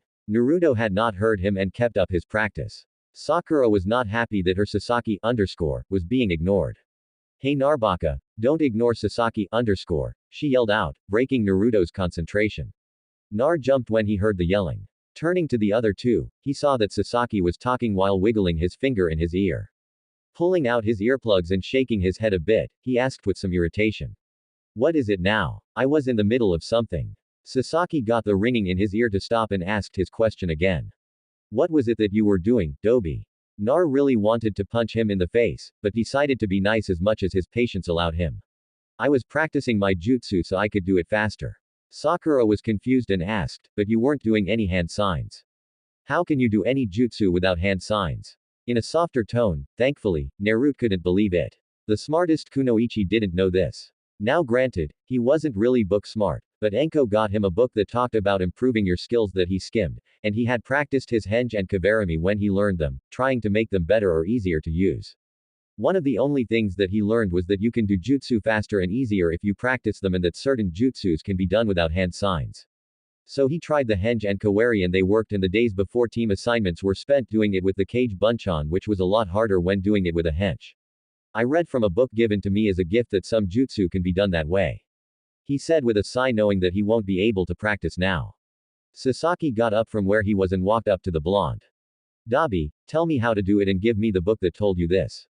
And that just gave Nar the reason he needed to punch him in the face. After the fist launched Sasaki 10 feet away, Nar just glared at the Uchiha. How's that for an answer? You want to learn it? Then go find your own book. The book was a gift to me, and I hold it dear since I rarely get any gifts. So off. And with that, Naruto leapt into the trees and sat in a tree a good distance away, but he could still see the open area. 2 months of pranks to whoever put me here. He thought as his eyes became slitted. 1 hour later, 9 a.m. Kakashi made it to the training grounds with a yo. Sakura was not pleased. You're late, she yelled, but not as loud as usual. Kakashi gave his signature eyes smile. Sorry about that. I got lost on the road of life. After he gave his excuse, he looked at the two in front of him and wondered where the third was. Where's Nar? Only to be hit on the back of the head with a water balloon. Turning his head to see who did it, he saw Nar standing there and was shocked to see his eyes, his blue slitted eyes. But he calmed down a bit when he saw them go back to normal. Nar calmed down after the water balloon hitting its target, but still made a mental note. I will mentally scar this man for the remaining bit of his life, but I will wait for that. Can we get this test over with? Kakashi knew he would have to keep an eye on him, but decided to get the test started and walked to the 3 posts, placed an alarm clock, and pulled out 2 bells. Okay, guys, the test will be trying to get a bell for yourself, he said as he held them in front of him. Sakura was confused when she saw the 2 bells, but there are 3 of us and only 2 bells. So, what happens to the one that doesn't get one? Kakashi smirked under his mask. The one that doesn't get a bell will go back to the academy. And then I smiled. Each of them had their own thoughts when they heard this. If I get both of them, I can get rid of the other 2 losers. Sasaki thought. If I get them and give one to Sasuke _, he and I will be all alone and leave Naruto Baka behind, thought Sakura as she began to daydream of the 2 of them alone. I would rather not deal with these 2. So, I guess I know one way to get away from them, thought Naruto with a sigh. Kakashi, seeing the 3 in their own thoughts, he brought them back to him. You have until noon to get the bells. After that, one of you will be punished, and I will let you guys try again after you have eaten lunch. At this, he heard 2 stomachs growl. Seeing that they came from Sasaki and Sakura, he turned to Nar. Didn't I tell you not to eat breakfast? Nar just looked at him. I didn't eat anything this morning. What he didn't say was that he didn't really need to eat anymore now that most of his body was made up of chakra. He just eats cause he enjoys eating. And when he does eat, the food is converted into chakra to restore some of his reserves. Kakashi didn't think much of it and just accepted it and attached the bells to his belt. Okay, then make sure that you come at me with the intention to kill. All 3 got ready. AAN start. And with that, all 3 leapt into the trees and hid themselves. Looking around, Kakashi made note that Sasaki and Sakura had hid fairly well. Well, they at least know the basics. But looking around, he tried to find Nar. Where did he go? I can't seem to sense his presence anywhere. Did he leave? He didn't think that Nar would leave since the boy didn't seem the type to abandon something, especially if it would help him in his goal. So, he just stood there and waited for any sign of movement. 1 hour 30 minutes later, Kakashi just stood there wondering who would crack first after lying in wait for all that time, and he wasn't disappointed to see exactly the one he was waiting for. So, you're the first one to break, huh? Nar stood in front of Kakashi with a serious, determined look on his face. Trust me, Kakashi-sensei, he said as he lowered himself, legs spread wide, knees bent, and both hands crossed in front of his face with his fingers curled to form a clawed hand formation facing forward. If you underestimate me, you will find yourself on the ground. Kakashi raised an eyebrow seeing the form Naruto was using. At first, he thought it was an Inuzuka form, but all Inuzuka forms had their hands on the ground as well. This form was obviously an animalistic defensive stance, but he didn't know where the boy learned it. I might have to ask where he learned it. But for now, Naruto tensed a bit when he saw Kakashi reach behind him into his weapons pouch, thinking he would pull out a shuriken or I was surprised that he pulled out a little orange book with title Ika Ika Paradise. Okay, kid, come at me whenever you want. After a few seconds, Naruto realized that he was being underestimated by a big amount and he felt his anger rising. He thinks that he can beat me that easily. Let's see what he thinks after this. His eyes became slitted and he felt that he needed to focus or his henge would falter. So, he took a deep breath, but his eyes remained. Just to let you know, Kakashi-sensei, you have already lost. Naruto launched himself to Kakashi, running on all fours at speed much faster than any genin should have. Kakashi just stood there still reading, but on closer inspection, his eyebrow had twitched. He's fast. Much faster than even a Tunin. This should be interesting. As Naruto made it to Kakashi, he leapt into the air, sending a flying roundhouse kick to the man's head, which Kakashi crouched under. Nar didn't stop. When his feet hit the ground, he made a quick turn to throw an opening swipe with both of his hands as claws, aiming for the back of the man's legs. But Kakashi just leapt up. Nar, knowing it's hard to dodge in the air, pushed his legs, aiming a headbutt to Kakashi's back at close range. Kakashi pulled out his free hand that was in his pocket and grabbed Naruto's head and swung the boy around to toss him in front of him. Nar went back into the attack and threw a flurry of clawed strikes aimed for his head, neck, stomach, elbow joints, and leg joints. Grabbing one of the strikes by the wrist, he twisted it to hold the arm behind the boy and kicked Nar away. He lifted his eye from the book and saw that Naruto rolled on the ground to stand on all fours. Tell me, who taught you this fighting style? I first thought it was an Inuzuka style, but it's more flexible and with sharper movements, aiming for vital points, whereas the Inuzuka style is more for speed and strength, where their strikes are aiming more for a beat it down. But yours seems like an animal aiming for points to weaken before you go for the kill. He said before, whispered like hunting. Naruto had heard the last part but made no reaction. No one. I taught myself this fighting style since the one taught at the academy was uncomfortable for me and I could never get the stance right and I'm pretty sure that the instructors kept showing me wrong. Anyway, I don't have a name for this style yet and I'm still trying to work some things out. Kakashi was impressed that the kid made up a fighting style like that. I must say that I am impressed a style like that, but I don't think that it fits you. Naruto was confused at this. Why the hell wouldn't this style work for me when I made it? Kakashi elaborated. Well, the style is impressive, but your movements are a bit too stiff and seems more like it's meant more for Inuzuka who have claws for styles like this, but you don't have that going for you, he said as he turned a page.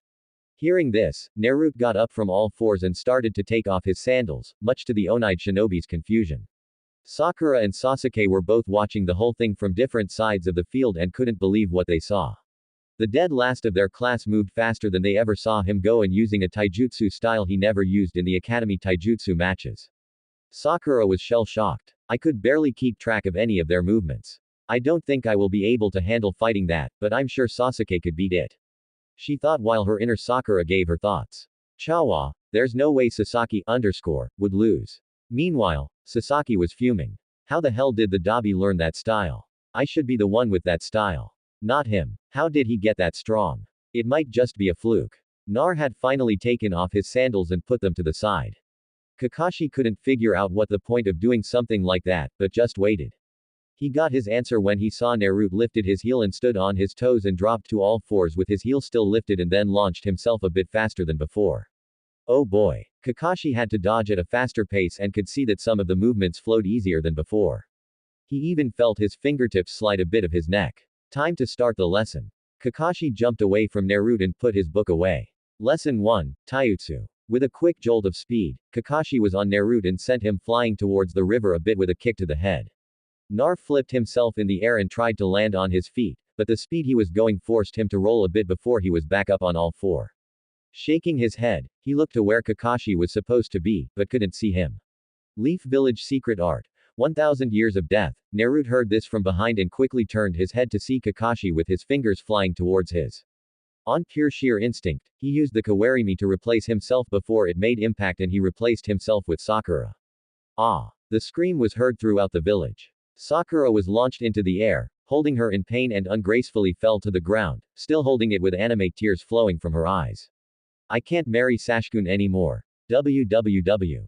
Kakashi was still in his crouched position with his fingers still together in the air blinking at what just happened. Impressive use of the Kawari. Thinking he should just move on the next lesson and seeing his original target, he just walked up to the fallen girl and stood in front of her. Lesson 2, Genjutsu and Sakura was placed under a Genjutsu where she saw Sasaki wounded and close to death. And for the second time the day, the village heard the scream of the kunoichi. As Kakashi turned around, he saw Sasuke making an attempt when he was distracted in doing the genjutsu. His eyes widened when he saw Sasaki going through the hand signs for a fire jutsu. He shouldn't have the chakra for that. Finishing the hand signs, he yelled, Kaden, Goku, no jutsu, and released a giant fireball towards Kakashi. Kakashi saw this coming and turned towards the pink-haired girl behind him, only to see Nar jumping down to pick the girl up and jump away. Well done, Naro. Sasaki saw that the fireball made contact to Kakashi and smirked, thinking he had beaten him. As Sasaki walked to the small crater the fireball made, he heard a voice. Lesson 3, Enjutsu. Sasaki looked around to find the owner of the voice, but heard it more. Doden Shinju Zanhu no Jutsu.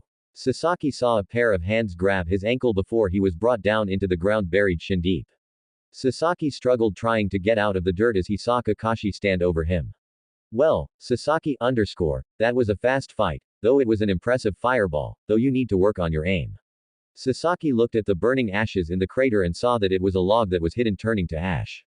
Damn it. I can't get out. Damn him. As Kakashi saw the struggling Uchiha, he was about to leave to see if he could find Naruto and Sakura, but stopped when he saw Sasuke stop struggling and looked at him with a smile. A smile that doesn't belong to him. And then he poof into smoke. Kakashi stood there for a second before he realized that it must have been Naruto who hanged into Sasaki and replaced himself with Sasuke. Clever Kakashi looked to the clock to see that there were 45 minutes were left and plenty of time for them to try something. But to his surprise, all three of them walked up to him. He looked at them and noticed some things. Naruto still looked determined, but had a confident smirk.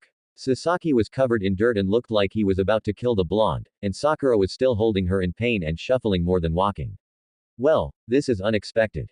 Are you guys going to try again? Nar just shook his head as he pulled something out of his pocket. Lifting his fist in front of him with the palm down, he opened his hand and let the bells dangle while being held by his index finger and thumb. Kakashi's eye widened as he put his hand on his belt to feed a pair of bells still there. But after pulling them off and looked at them, they both poofed away. Kakashi looked back at Nar and saw a smirk on his face as he tossed them into the air and caught them again. Kakashi was surprised by this and just shook his head a bit. Well done, Nar. You were able to get the bells. But when did you get them and how? Naruto's smirk grew more. Well, it could be when you were standing in the field. It could be when we fought. It could be when you were focused on the fireball. Heck, it could be now. Naruto's smirk turned into his foxy grin. But it was the second you said, start. Kakashi thought back to the start of the test, but realized Nar didn't do anything except jump into the forest. And then he thought about his fight with Nar and remembered something he said. Just to let you know. Kakashi-sensei, you have already lost. But how? Nar just smiled. I will keep it a secret for now. Sensei, take that. A bit of payback for being late. So focused on use at the start. Didn't even realize that my clones in the forest swapped places with the bells. Kakashi figured he would find out later. So he went on, okay, Naruto-kun, who are you going to give the other bell to?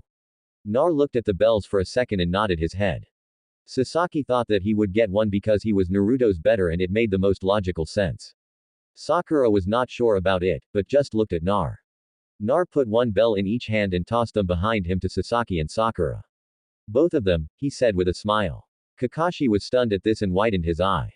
Did he figure out the meaning of this test? Kakashi thought, not knowing the real reason for the choice. Naruto held his smile as he thought. With these two becoming genin and I get the chance to go back into the academy, I can handle that now that these two won't be around. Kakashi just I smiled started. Well, I just have one last thing to say to you. You all pass. All three of the genin stood there in shock trying to figure what they just heard. What was screamed by the pink-haired girl, but the sudden movement caused her to collapse with her butt in the air, wincing from the pain, and Naruto was on the ground holding his ears. Kakashi waited for the two to get back up and explained that the purpose of the exercise was to work together. And thanks to Naruto who had both of your backs and saving you from a tight spot, you all showed good teamwork, although you do need to work on it a bit. Sasaki hated the fact that it was Naruto that made them succeed and not him. Sakura hated Naruto for what he did to her during the exam, but was somewhat grateful for his help in passing. Though Kakashi didn't tell her that Sasaki had almost incinerated her, Naruto was somewhat happy to pass, but inside he was whining. Why? I was so close to getting away from these two. Why did he have to pass all three of us? He thought as a chibi Naruto popped up on his shoulder, crying in a fetal position, rocking back and forth. Kakashi eyes smiled at the three and finished up. Well, now the is the start of Team 7. Tomorrow we will start on our missions. But before we start, I want all of you to meet me here at 7 a.m. because I have one more lesson to give you before we start missions. And it would be better if all of you are back to walking speed and upright. He thought as he saw the girl trying her hardest to stand up straight. Nar growled a bit at the man and in a low voice he spoke. Don't be late this time, Kakashi-sensei, or I will make you suffer. Kakashi wouldn't have taken that threat seriously, but for some reason, he began to sweat a bit. Oh, okay. Ahem. Well, I will see you all tomorrow morning. And with that, he poofed away. With his sensei gone, Naruto began to walk back to the village with Sasaki following his lead seconds later. Sakura would have asked Sasu out on a date, but she at the moment wanted to go home and grab a pack of ice. Konoha streets. Nar was walking with bags in his arms and making his way to his final stop. He had to henge into different people to enter the stores to buy his supplies without too much trouble. Okay, I have everything I need. Now I just have one last stop to make before I am completely set. As he was walking, he stopped as a smell his nose. It had a small bit of a familiar scent and it was coming closer if his nose was correct. Looking around, he found that the smell was coming from two females on the other side of the street and walking in the opposite direction. He looked at the two and saw that one was a woman who possessed fair skin and long dark purple hair slightly past her waist and side bangs framing her face down to her shoulders. She had a gentle smile on her face almost making her look like an angel. She was wearing a purple long-sleeved kimono and the other was a little girl who looked 7 years old who looked a lot like the woman but with long brown hair that went to the middle of her back and with long parted bangs with a single lock of hair falling into her face. The little girl had a stern look on her face, but on closer inspection, she had a small smile while holding the woman's hand. What got Naruto's attention on the two were that they had white pupilless eyes and bared a resemblance to Hinata, and then it hit him on why they had a small, but of the familiar scent. They must be Hinata's mother and little sister. Nar would have gone to talk to them, but they seemed to be enjoying their time with each other, so he decided that he need to at least get their sense. So he went into an alley and made a clone to take the bags he was carrying. Once the clone had everything, he jumped to the rooftops. He made his way to be a good distance in front of them and got back to street level and began to casually walk in their direction.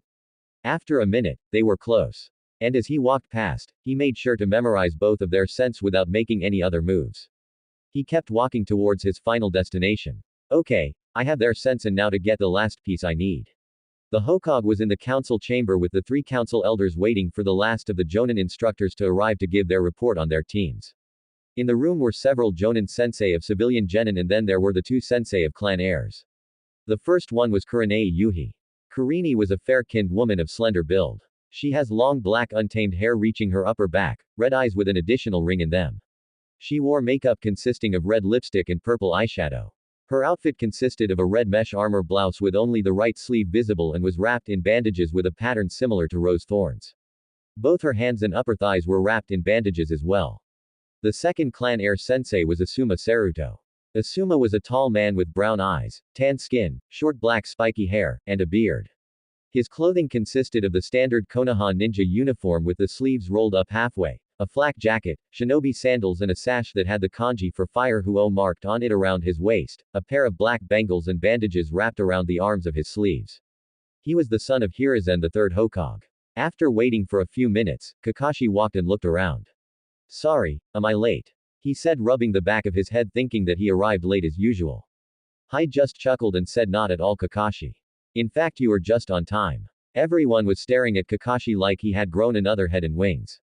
He was never on time unless it was a mission if an important delegate had arrived. And yet here he was strolling in right on time. I had actually told everyone except you to meet at 3 instead of noon so that you would arrive on time for the meeting. Hai said with a mischievous glint in his eye. Kakashi was a bit surprised that he was tricked, but after how his new Genin team did, he just felt like it was an off day for him. Okay, then I am here to report on my team's Genin test. Hai nodded his head and let Kakashi make his way to the line of Jonin instructors in front of him. Well, we shall begin. I would like the civilian instructors to proceed first. Team 1 failed, but show some potential if they can get over their problems with their classmates. Either way, they can try again next graduation. Team 2, fail. Too many arguments there, so they will go back to the academy. Team 3, pass. It helps the 2 of them were friends and don't have any problem with the third, so they work together. Team 4, fail. Constant arguing. No good with those 3 inches. Team 5, fail, but recommend on passing the 3. Although they failed to complete the objective in the time frame, they did work together fairly well, I might add. Here is a nodded. Very well, I will examine their records and take your recommendation into consideration. Team 6 fail. Kids thought it was a game. With all the civilian teams finished, Hiruzen turned his head towards the clan sensei. Well, let's hear how the clan heirs did. Everyone turned to Kakashi and expected him to say that they failed. And Huzan was waiting for it so the elders would start complaining about their Uchiha not passing but what they heard was not expected. Team 7 pass. Hai waited for a few seconds, but after he said nothing, he brought it up. Kakashi-san, would you please elaborate on that? Kakashi sighed, not wanting to do this, but he knew he had to. Well, the team has much to be desired. One of them didn't even have the chance to do much since she fell to a simple genjutsu and another launched a jutsu that would have injured the unconscious Kunoichi, but the last one saved the Kunoichi and OT out of the way. It was because of the last one that they passed, since he saved the other two and did better than I thought in a Taiutu match. Hearing this, both Homier and Kaharu looked like they just heard that their child became Hokage and won the lottery. Kaharu couldn't help but speak. It only makes sense. Uchiha-sama is the most promising genin we have, and this just shows that the Uzumaki child should not have been allowed to become a genin if he uses jutsu to attack the Kunoichi, she said, saying Uzuki like it was a poison. Kakashi knew he should have elaborated and shook his head before he clarified no, that who did the best was Naruto Uzumaki. Everyone other than Kakashi and Hiruzen looked surprised at this piece of news. What are you talking about, Kakashi-san? You can't be serious, said Hira, thinking that Kakashi lied about it. Kakashi began to explain most of the details of the exam, leaving out the slitted eyes and the boy removing his sandals, thinking that it would cause too much for the Hokage and the boy. And after the three of them were in front of me, Naruto pulled out the bells, showing me that he got them. And with about 45 minutes left, though, from what he said, he obtained them the moment the test started by replacing them with hanged clones with the Kavarami. Some of the Jonin sensei were impressed hearing that the boy had made his own taijutsu style that could prove deadly, but most of them just thought that the fox was taking over. Oh, the irony. Both Kurana and Asuma were impressed hearing this, wanting to meet the kid sometime. Homura wanted to deny everything that Kakashi had said, thinking that he was lying, but was stopped by the Hokage speaking. Well, that is impressive, Kakashi-san. Please work on them as best you can. Now, let's move on, shall we? But Hokage-sama, we need to discuss. Homura stopped when Hiruzen glared at him, making sure the elders stopped. Kurana stepped forward to continue the reports. Ahem, teammate pass. They were able to track me down and get through the genjutsu apart from Ka, but he was helped by his teammates. She said with a smile. Hai nodded, pleased to hear this, and turned to his son. Asuma stepped up. Team 10 passed. Ino was the one to get the other two to put in some effort, and Shikamaru made good use of traps and Choji's muscle to distract me, leading to my capture. Hai was pleased to know that more teams than he expected passed. Well done. Thank you all for your reports. You are all dismissed and prepare your team for their missions. After this was said, all Jonin senseis bowed and left the Hokage and three elders in the chambers. They all stayed there in silence for a minute before Danzo decided to break it. Here, San, I wish to bring up a matter that we have yet to fully discuss. Here, knowing where this was going, decided to once again put a stop to it. No, Danzo, you will not take Naruto under your wing, and Sasuke will remain on the team and will not be given special privileges. Kaharu did not like this. Hokage-sama, we should let Danzo take the Uzumaki child so he can keep him under control, and Kakashi should focus on Uchiha-sama's training. So are you to tell me that Kakashi-san should focus only on Sasuke and ignore Sakura-chan just because he is the last of the Uchiha clan, and that Danzo should make Naruto a mindless slave that would be loyal to him? No, this matter has been brought up many times, and for all those times I have denied them all. This discussion is over and the answer will always stay the same. Danzo, no. After that, Hizen left the chamber. Danzo was seething on the inside. Damn you, Hizen. I will have my weapon one way or another, but for now, you can have your pet. Training Ground 7, 7:10 a.m. Naruto, Sakura, and Sasaki were waiting for their sensei, and all of them were hoping that they didn't have to wait for another 3 hours. Nar was in a happy mood. He had spent most of the night getting everything ready for the Hyuga clan, and although he only got about 3 hours of sleep, he was ready. And with the help from his clones, he finished making the last thing he needed, even if he got injured a lot. Hope you're ready, Hyuga clan, because I'm ready and you will rue the day you gave that order. After 5 more minutes of waiting, Kakashi had made it to the training ground. Morning, everyone. Nar saw that Sakura was about to give her usual greeting, but stopped her by speaking. Sakura-san, yes, he is late, but only by what, 15 minutes, compared to the 3 hours from before. So I think it's fine and you should too. Sakura just glared at Nar while Sasaki just gave a HN. Kakashi just smiled. Well, now that we are all here, follow me. And they all started walking back to the village streets. Forest path of Konoha. On a certain path through Konoha was a canny-shaped monument meant for commemorating the fallen shinobi. Other shinobi come to it to show respect to their fallen comrades, and some civilians come to it for showing respect to the fallen heroes. This is where we find Team 7 standing in front of it. This is the memorial stone. This was made to honor the fallen shinobi. Shinobi that had died in the line of duty protecting the village and its citizens from enemy ninja and other threats. All three of the genins listened to Kakashi as he explained what was expected from the shinobi to give their lives protecting village to serve for the betterment of the village and to listen to the rules given. One thing that is taught to us is that we should give everything for the mission, but I don't believe that. That had taken them by surprise. Sakura was confused with this as it contradicted what he just said. But sensei, you just said. Kakashi shook his head. Yes, I did say that we should do everything for the mission. But should we abandon our comrades to do it? That made her stutter a bit trying to find an answer, but she couldn't. My father once had a mission that was considered suicidal, but during the mission, he abandoned the objective to save the lives of his comrades, and due to that, he was ostracized by his fellow shinobi. Nar didn't like hearing this because to him, Kakashi's father made the right choice. They have no right to do that. For him doing that. He should have been praised for saving their lives, he said as he lifted his fist to be in front of him. Kakashi smiled behind his mask. Naruto's reaction reminded him of his old teammate, Obito. With a sigh, Kakashi turned to them. Most wouldn't agree with you, Nar, but there are a few that would do. And to me, I do. Nar calmed down a bit and lowered his fist. In the ninja world, those who break the rules are scum. And that's true, but those who abandon their friends are worse than scum. Turning to fully face the three, he finished. I hope you guys take this to heart, especially since your ninja career. Now, let's head over to the mission's office to get our first mission. Yeah, Dato. Okay, Sensei HN. And with that, they all left to start getting their missions. 1 week later, Team 7 were at the moment doing another D-rank mission, much to their eye. They were pulling out weeds of one of the civilians' garden. Though they had some trouble when Naruto came into sight. After being threatened to be blacklisted and to never again allowed to put in a request, the citizen let them continue. Nar was actually enjoying this mission since he enjoys many forms of gardening. But he hated some of the other missions such as the one 2 days ago where they had to paint a fence. His nose hurt for hours and not even going into his mindscape and talking to Kurama made him feel better. But this mission changed that. Sasaki and Sakura were both hating this mission and both were glaring at Naruto, who had a smile on his face as he pulled out another weed.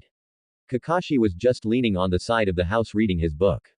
Remember everyone, the better you work together, the faster this will go, he said, making 2 of the 3 to grumble. Nar just kept smiling, not only from gardening, but also due to what he was going to start tonight. Tonight was the night where he infiltrated the Haga clan and began the clan-wide prank. He would have started a few days ago, but he needed to see the guard shifts, and he learned that there is an open time frame for him. That night, 1:24 a.m., Nar had just finished setting everything up. He had to be thankful that everyone, but the guards were asleep and that they didn't use the Bakugan unless the alarm was set off.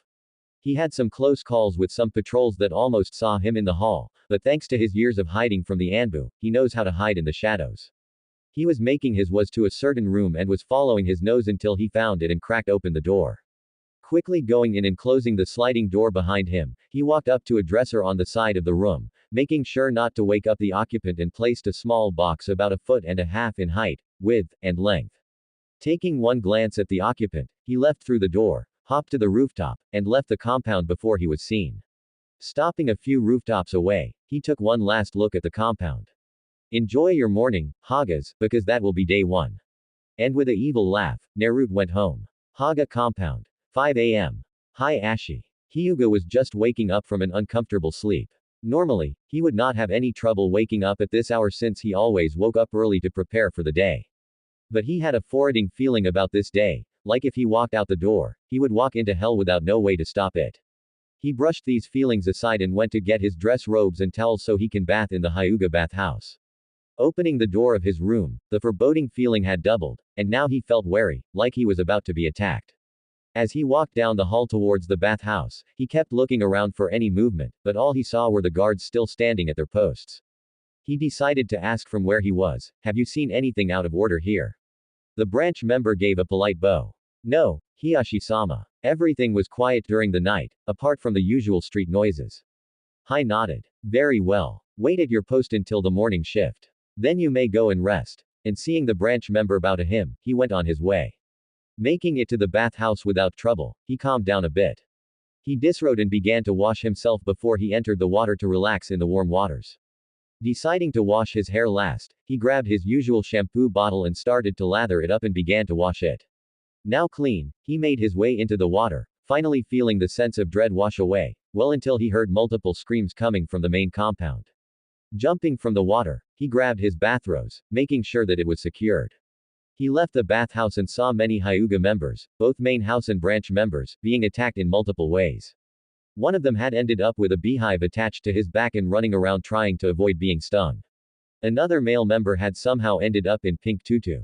Looking to his left, he saw that one of them was being dragged by a rope into a gap under the elevated wood floor, screaming as if he was being dragged to hell. He heard someone struggling above him, and as he looked, he saw a female main house member glued to the ceiling. And unfortunately, the lower part of her robe was not secured, showing all who passed by her a good look at her black panties. Hayashi immediately looked down just in time to see his nephew, Neji Hyuga, gagged with his hands and legs tied together behind his back, hanging from a tree, and his face painted like an oni, complete with long nose somehow attached. Seeing all the chaos, he looked down the hall to both his daughter's rooms and made his way just as they both opened the door. Hanabi, you are to remain in your room not matter what. Looking further down the hall, coming their way was Hiyashi's wife who looked unharmed. Good. Hitomi, I want you to stay with Hanab. Make sure nothing happens. Hinata, I want you get dressed and afterwards you are to stay with your mother and sister with your Bakugan active. Is that understood? Hinata nodded, understanding her father's intent. Hi-otou-san. Glad to hear his daughter understood his orders, Hiyashi was about to run back until Hitomi stopped him. Hiyashi-san, what happened to your hair? Hiyashi was confused about this, but hearing the continued cries for help, he put it aside and ran back to his office while giving all the Hyuga members orders to help the others once they are freed from whatever trap they were in. As he ran past another member that was covered in feathers, he made it to his office. As he opened the door, he saw something flying towards his face. And he barely dodged the projectile and swiftly stepped into the office, not noticing the trip wire at his feet, which caused him to stumble backwards to a snare tile lifted him upside down until he dangled there. After which, a ceiling tile moved Ozzy and dropped down a mirror with a message written on it. The fox's eyes are on you. Now you will suffer his wrath. After reading the message, Hiyashi looked at his reflection and noticed his hair was no longer the normal dark brown it used to be. It was now a bright neon orange that looked horrible in his eyes. How in the world did this happen? Back with Hinata, Hinata had just finished getting dressed in her usual attire and tried to mentally prepare herself for any enemies that might threaten her family. As she was walking to her door, she noticed a box on her dresser that she knew wasn't there yesterday. Scared about what it was, she walked close to it, hoping it wasn't a trap. The orange ribbon tied into a bow on top of it only made her a little less wary. But what made her drop her guard was a little slip of paper attached to the box that had a picture of a chibi Naruto with his foxy grin giving a peace sign. Gathering her courage, she picked up the box gently and pulled the lid off. And what she saw made her gasp a bit. Reaching inside, she pulled out a foot-tall plush fox doll that had black markings on it, blue button eyes, had 5 tails, and looked handmade. On the fox's head was a folded note.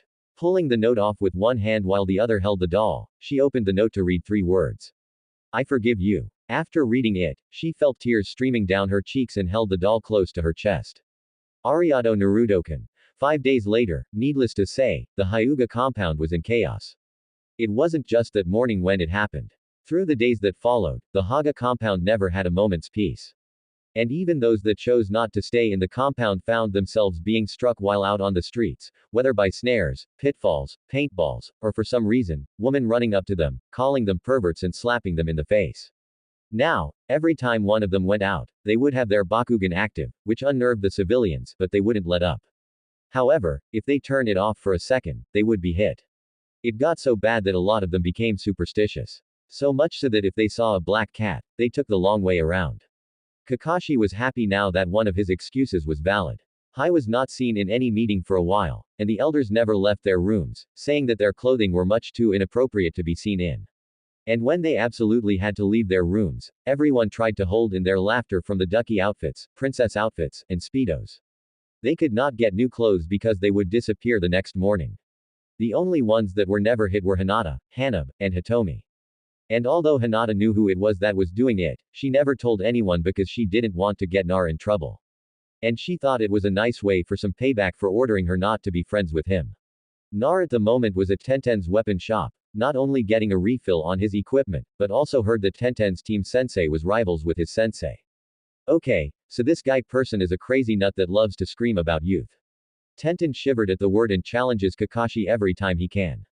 Tenten nodded her head. Yeah, he is eccentric about it and makes up these crazy training regimens. Nar nodded his head thinking he could somehow use it for his next target, but he stopped when Tenten gave him a glare that made his blood freeze. Nar, what the hell are you doing to the Hyuga clan? She said as she pulled out a kunai and looked ready to pierce his head with it. Naruto shook his head, trying to make himself innocent, but the longer the glare held, the faster his defense crumbled. What makes you think that anything is happening to the Hagen? Tenten was mentally marking her target. One of my teammates is Ne Hyuga, and he's barely been showing up for team practice, and when he does show up, he looks like he was traumatized, and I heard about the pranks going on through the compound, and even if they don't know who, I have a gut feeling that you are the one doing it. Nar gulped and hoped he would see tomorrow. I will be stopping it soon. Believe me, it won't last much longer, he said as his voice kept getting higher as he continued to talk. Tenten just put away her kunai away for now. Fine, but you better stop soon. Now, what is it you want with Guy-sensei? Nar was glad to see the kunai gone and made a mental note.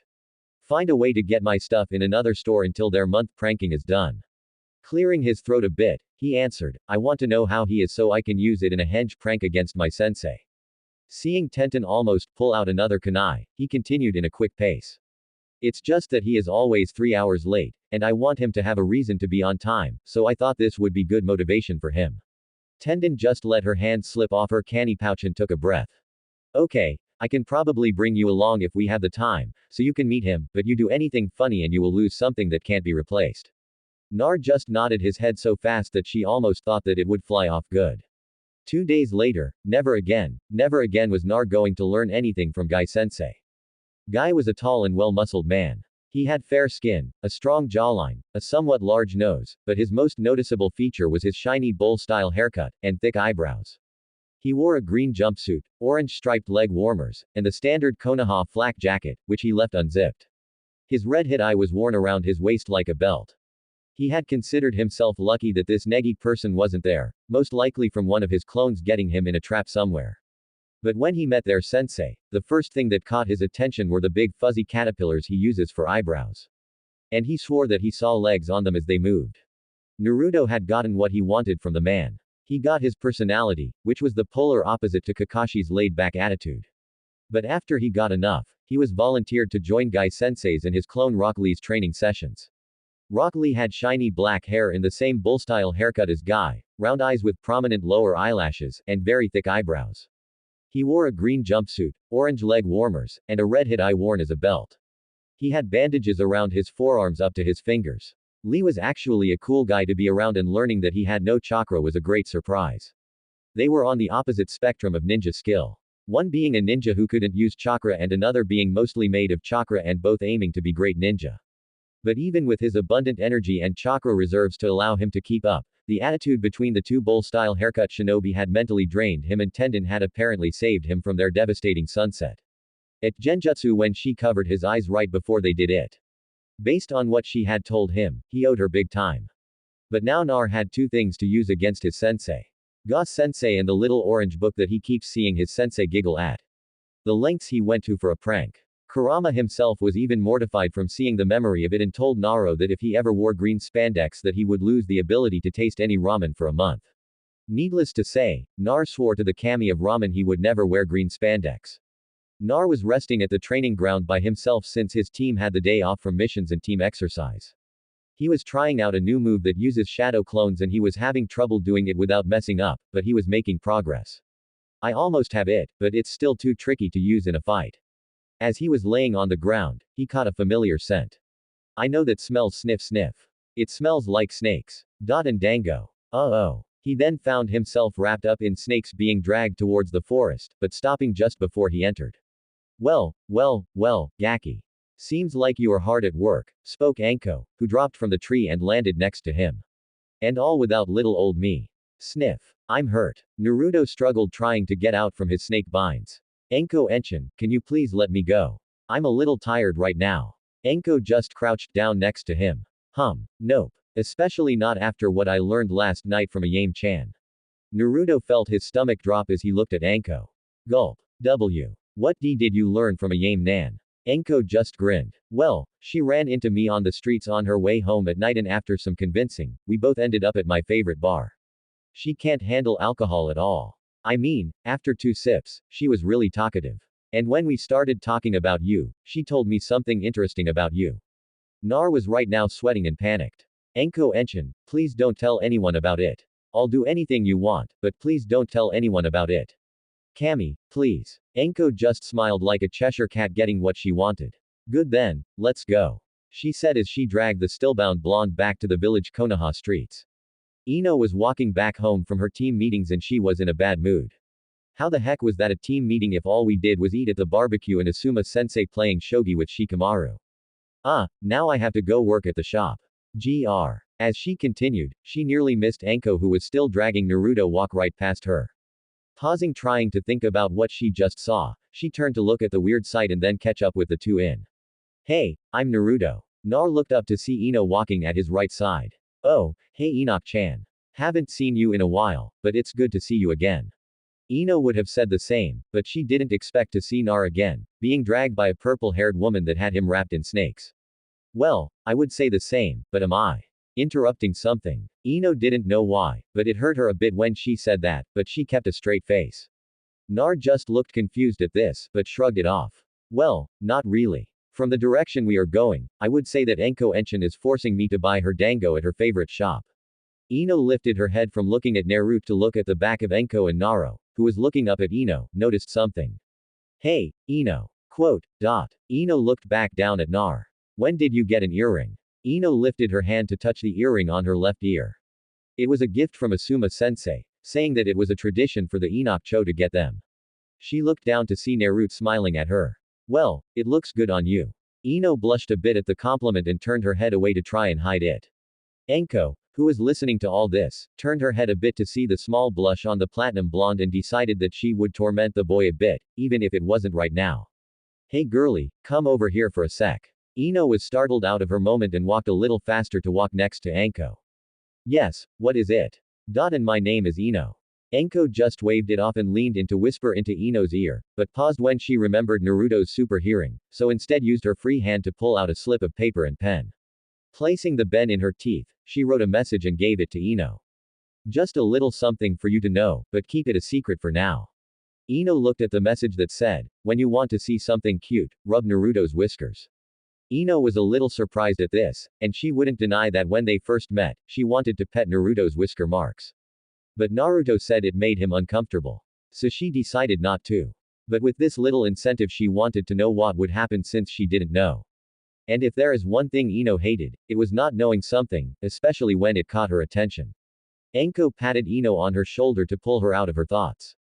Well, anyway, girlie. Me and the Gaki here should get going. He owes me a whole Enko-size serving of dango and sake. And so Enko began to walk faster, leaving Ino, who slowed to a stop behind. Naruto grumbled at hearing Enko. And as he passed Ino, he turned his head to look at her. Anyway, I'll catch you later, Ino. Ino stood there for a second before turning around to head to the shop. And after a few steps, she paused. Damn it, I should have asked how Sasaki was doing. Gr. Next morning, Kakashi's house. Kakashi was sleeping in his bed without a care in the world, dreaming about reading the next issue of the Ika Ika series. In his dreams, the pages were filled with perverted words, and he kept giggling at what was written. He was really excited as he read, and the characters were about to continue their deed. Oh, Elizabeth, I want to hear you say something for me. Kakashi knew it was going to get a heavy Elizabeth, I want you to say. Uutthahahaah. Kakashi screamed, waking up from the nightmare and breathing heavily. Pant. What horror was that? Thank God it's over. My eternal rival, you shouldn't be wasting away the minutes. Kakashi froze when he heard a voice that shouldn't be at his house. Mechanically turning his head to the side of his bed, he saw someone he didn't want to see in the morning. It was Guy posing as if he was stepping on something and pointing to the sunrise. Kakashi, you and I should embrace our youth and run into the sunset. Now embrace me so we may go together. Making our flames of youth burn brighter. Team 7 Training Ground. 700 a.m. Team 7 were waiting for their sensei to arrive. Two of them figured that Kakashi was going to be late again, but one knew he wouldn't be late this time. Nar was holding back both a laugh and a chill from what he did. Hey Dabi, what the hell are you smiling about? Sasuke said from the post that he was leaning on with Sakura standing next to him. Nar just smiled at them and said, you will see soon enough. After a few minutes, Kakashi landed in the training field out of breath and looked like he had seahorses beyond anyone's imaginations. Sasaki and Sakura were looking at Kakashi, thinking it was an illusion of some sort. As they both yelled out, Kai. Opening their eyes, they saw that it was still there. They tried a few more times until Naruto walked up. Kakashi-sensei, you're here. Good. Then we can start our missions. Nar said in a cheery voice. Kakashi just slowly nodded his head. Yes, we should start our missions for the day. Let's get going, everyone. And then he began to zombie his way to the missions office, followed by his 3 genin. Naruto smirked as they walked. Now that was funny, but what should I do for next time? Hinata was walking through the streets of Konoha with her mother Hitomi and her little sister Hanabi on a family outing, heading to the park after they got some treats since it was her day off from team training. Hinata was enjoying a cinnamon bun while Hanabi and Hitomi were enjoying their vanilla crepes. As they were walking, Hinata began to think. It had been about 3 weeks since Naruto began to prank her clan and forgiving her with her new favorite possession. Everyone in the compound were now either locked up in their room or so alert that they jump at the sight of a falling leaf. But for some reason, it all stopped 2 days ago. Hinata was worried that something might have happened to Naruto, but she hadn't talked to him since graduation day. She had seen him train a few times, but she didn't have the courage to go and talk to him, and the order from the Hyuga elders was always there in her mind.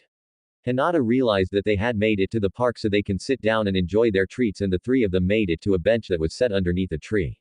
Oni-chan, is something the matter? Hanabi asked after they sat down.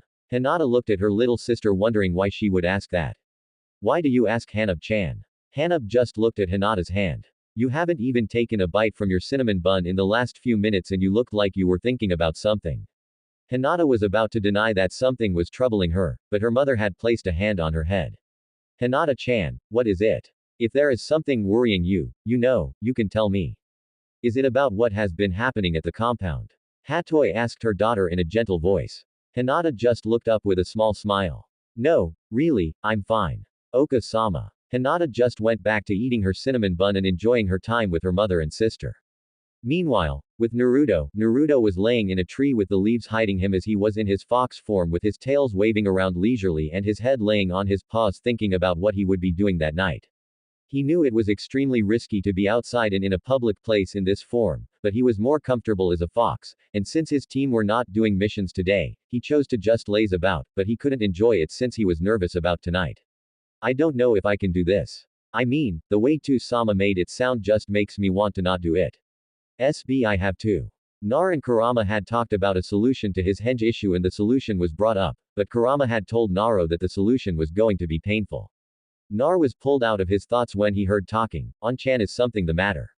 Looking down from his tree, he saw that as was Hinata and her family without her father. Naruto felt wrong listening into the conversation, but he couldn't really jump down and leave without causing problems. But he had to stifle a bit of laughter when Hinata's mother mentioned what was happening at the compound. Although they shouldn't worry anymore since he decided that they have suffered enough humiliation. For now anyway. Either way, he had another group to target now. The civilian council. He learned that it was mostly their doing on why he was on the team with a walking talking rock and siren who couldn't hear her own voice. He saw that the family were going to enjoy their time at the bench right under him. And he couldn't stay since he had something he needed to do with the Hokage.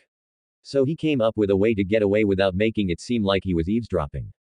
Using an henge to change back to human, he just let himself fall out of the tree and ungracefully hit the ground face first.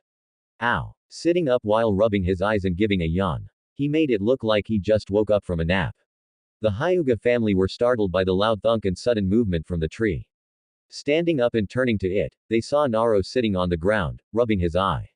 Seeing the blonde boy, Hinata's face looked like it was cowamide with a tomato. Nurid_. She tried everything in her power to not faint, especially since he was sitting like a dog while he had a sleepy look on his face, which to her looked cute. WWW, what a triple A are you doing? He here? She asked while poking her index fingers together, looking at her feet while catching small glances at Naruto. Hitomi saw this and gained a gentle smile. Seeing that her daughter had a crush on the boy, she knew the boy was the gentry, but she didn't hold anything against him since it was not his choice to become one, and he didn't deserve the hatred the villagers gave him on a daily basis. Turning to the boy, she smiled and gave a small wave. Good morning, young man. You shouldn't sleep in tree like that as you have just learned you could fall and hurt yourself. she said in a small lecturing tone but gentle enough not to seem like she was reprimanding. Nar looked at the woman and was shocked that he didn't feel negative emotions from the woman. Something Kurama clarified he felt from people. It's okay. I'm tougher than that so I won't get hurt from falling from the tree. Dad Bio. Hatoi smiled more hearing his verbal tick and thought he was a nice boy. She doesn't know he is the pranker of the compound. Is it safe to assume that you are friends with my daughter Hinata? Hinata felt a bit of depression when her mother asked him that, having a small thought of him denying it for her ignoring him for those years. But what he said made her smile and blush even harder. Yeah, I am. Nar didn't have to think about it since he had learned why she did what she did and didn't blame her for it, which is why he left her the fox plush with the note. After he said that he saw Hinata's little sister hiding behind her mother's leg, but still had the stoic Hyuga face, but Nar felt a bit of anxiety coming. The girl, hi, what's your name? He said as he lowered himself a bit so he could be at eye level. Hannah just looked at him from behind her mother's leg for a few moments before she walked from behind and stood a bit in front of him and in a stiff proper tone she speaks. My name is Hannah Hyuga. It is a pleasure to meet you. She gives a bow when she is done. And when she stands back up, she sees Nar tilting his head with his eyes closed, looking like he was contemplating something. After a few seconds of this, he gave a big foxy grin. Hi, Hanab-chan. It's nice to meet you, but you shouldn't be so stiff. Offended by this, she was about to retort, but in a blink of an eye, Naruto was behind her and started to tickle her. Trying her hardest not to laugh, she tried to get away, but the tickling had caused her to collapse and burst into laughter. After a few seconds of laughing and tickling, Naruto let her up and gave another foxy grin.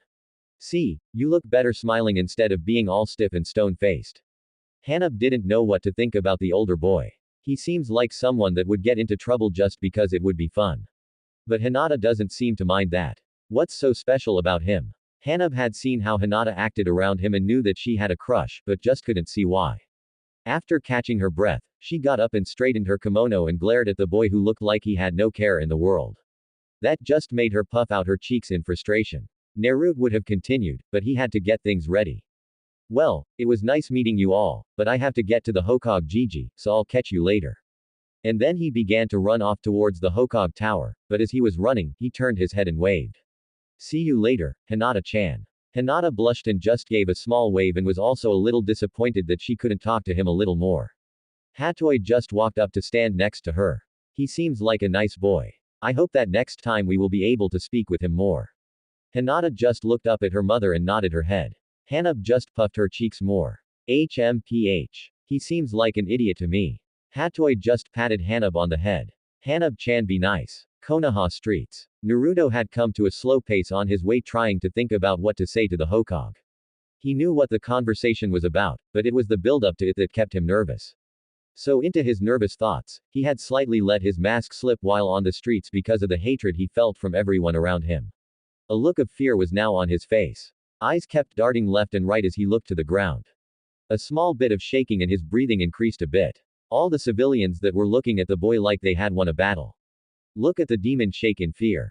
He should be afraid of us. Serves you right. You monster. Whatever happened to cause this? He deserves it. The civilians kept these thoughts in their head and a few of them started to get up from their seats or started to walk to the boy thinking they could corner the boy. Walking towards Naruto was a Hyuga that kept his Byakugan on making sure that he wasn't caught off guard. As he kept walking, he saw the growing group of people gathering behind Naruto and just scowled at the boy as he kept walking. He thought his luck was bad seeing the demon brat on the street and unconsciously turned off his Bakugan, which was his mistake. Out of nowhere, the Hyuga was snagged by a snare that was somehow on the ground with no one's noticed, and he was dragged into an alley, screaming to high heaven. Ah! Help me! Help me! He screamed, clawing at the ground as he was pulled into the darkness of the alley. The people that were behind Naruto changed their attention to the yelling to see a Hyuga being pulled into the alley. As they started to run to the entrance of the alley, they stopped there looking into the darkness, listening to the scream and some sounds of swooshing, squishing, hard thuds, and grunts. Nar jumped at the screams and noticed that a lot of people were looking into an alley. What's going on over there? He thought to himself before he suddenly got a set of memories of what just happened. Oh, looks like I missed a few clones. PFT. I got to remember to go to that store again to get another set of fairy costumes, especially with the council now being a big target. With that, he left behind his last victim and the unknown building mob. As the victim had made it out of the darkness to show pink fairy wings, clown makeup, and waterfall tears going down his face. 15 minutes later at the Hokage Tower, Hiruzen was sitting at his desk going through paperwork and was glad that it wasn't too much trouble and only had dealt with 15 documents that had to do with Nar. Speaking of the boy, he had heard about the whole Hyuga compound fiasco and he knew that Nar was the one responsible, but since Nar wasn't doing anything threatening to the clan, he let it go. That and there was no evidence that it was him. How does this boy keep getting away with this? With all that he has done and gotten away with, he should be on an infiltration team. He was pulled from his thoughts when he heard a knock on the door. Come in, lifting his head to see who it was. He was shocked to see Nar walk in like a normal person with a look of apprehension. The look got him worried, but with Nuring before entering instead of his usual kicking the door open made the old man extremely concerned. Placing the paper that was in his hand down, he looked at the boy with a concerned look. Nar, what has you in such a mood? Nar looked at the Hokage and spoke. Hokage-sama, I need to speak with you alone. Now Hiruzen was close to panicking, thinking that someone might have learned Naruto's secret, and with a wave of his hand, his Anbu guard that he had hidden in his office popped up. Anu, would you please leave us for a while until I signal you to return? The Anbu squad were hesitant for a second, but all bowed their heads and left the room. As Naruto saw that the Hokage was about to put up a privacy seal, he felt and heard something. Hokage-sama, wait. Seeing the Hokage stop, he closed his eyes and listened. Focusing, he could hear the Hoga's heartbeat, which was sped up a bit, but he had heard another heartbeat that was extremely steady and felt a small sliver of anxiousness as well. And it wasn't coming from the old man. What about the Anbu in the ceiling? Naruto asked as he looked up to his left. Hiruzen turned his head to look at the ceiling in the direction that Naruto was looking and flared his chakra to signal his Anbu to re-enter the room and capture our unwanted guest. As this was said, another shinobi came down from the ceiling, wearing a black cloak that covered most of the body and an ambusti mask that looked like a bear but had an A on the forehead, signifying it was a root agent. The root agent jumped through the window to try and escape, but the Ambu team had pinned the agent to the roof on the lower levels. As the Ambu were detaining the root agent, it started to convulse and spasm for a few seconds before the agent burst into flames. The Ambu had jumped back in time to avoid the flames and stood there looking at the burning corpse for a few seconds before using a sweetened jutsu to put the fire out. Nar stood in the office shocked about the event. Hokage Gigi, what just happened? Hai was furious to see that there was a spy in his office, but knew who it was from. But now that the body was in ashes, he would gain nothing from this. Damn you, Danzo. You are trying my patience, but you will slip up sooner or later, and when you do, you will not live to see the next day. Taking a deep breath, he turned to Nar. It is an issue that I have been trying to rectify for some time now, and thanks to you, I have removed an unknown issue. But anyway, we should go about what it was you wanted to say. Turning to the few Ambu that remained in his office, he gave his orders. Well done, Anbu. Would you please take what you can and see if I can find anything? He said, glad that Naruto hadn't seen the body or its death. Nar, looking at the broken window, shook his head, trying to get back to the matter at hand. Hokage-sama, I really need to talk to you, but can we do it somewhere that doesn't have a hole in the window? Hai nodded his head, leaving the room and motioned Naruto to follow. The two made it to the council room and Hiruzen spent a few minutes checking the room to make sure that they were really alone. Okay, Nar, what is it that you wish to ask me?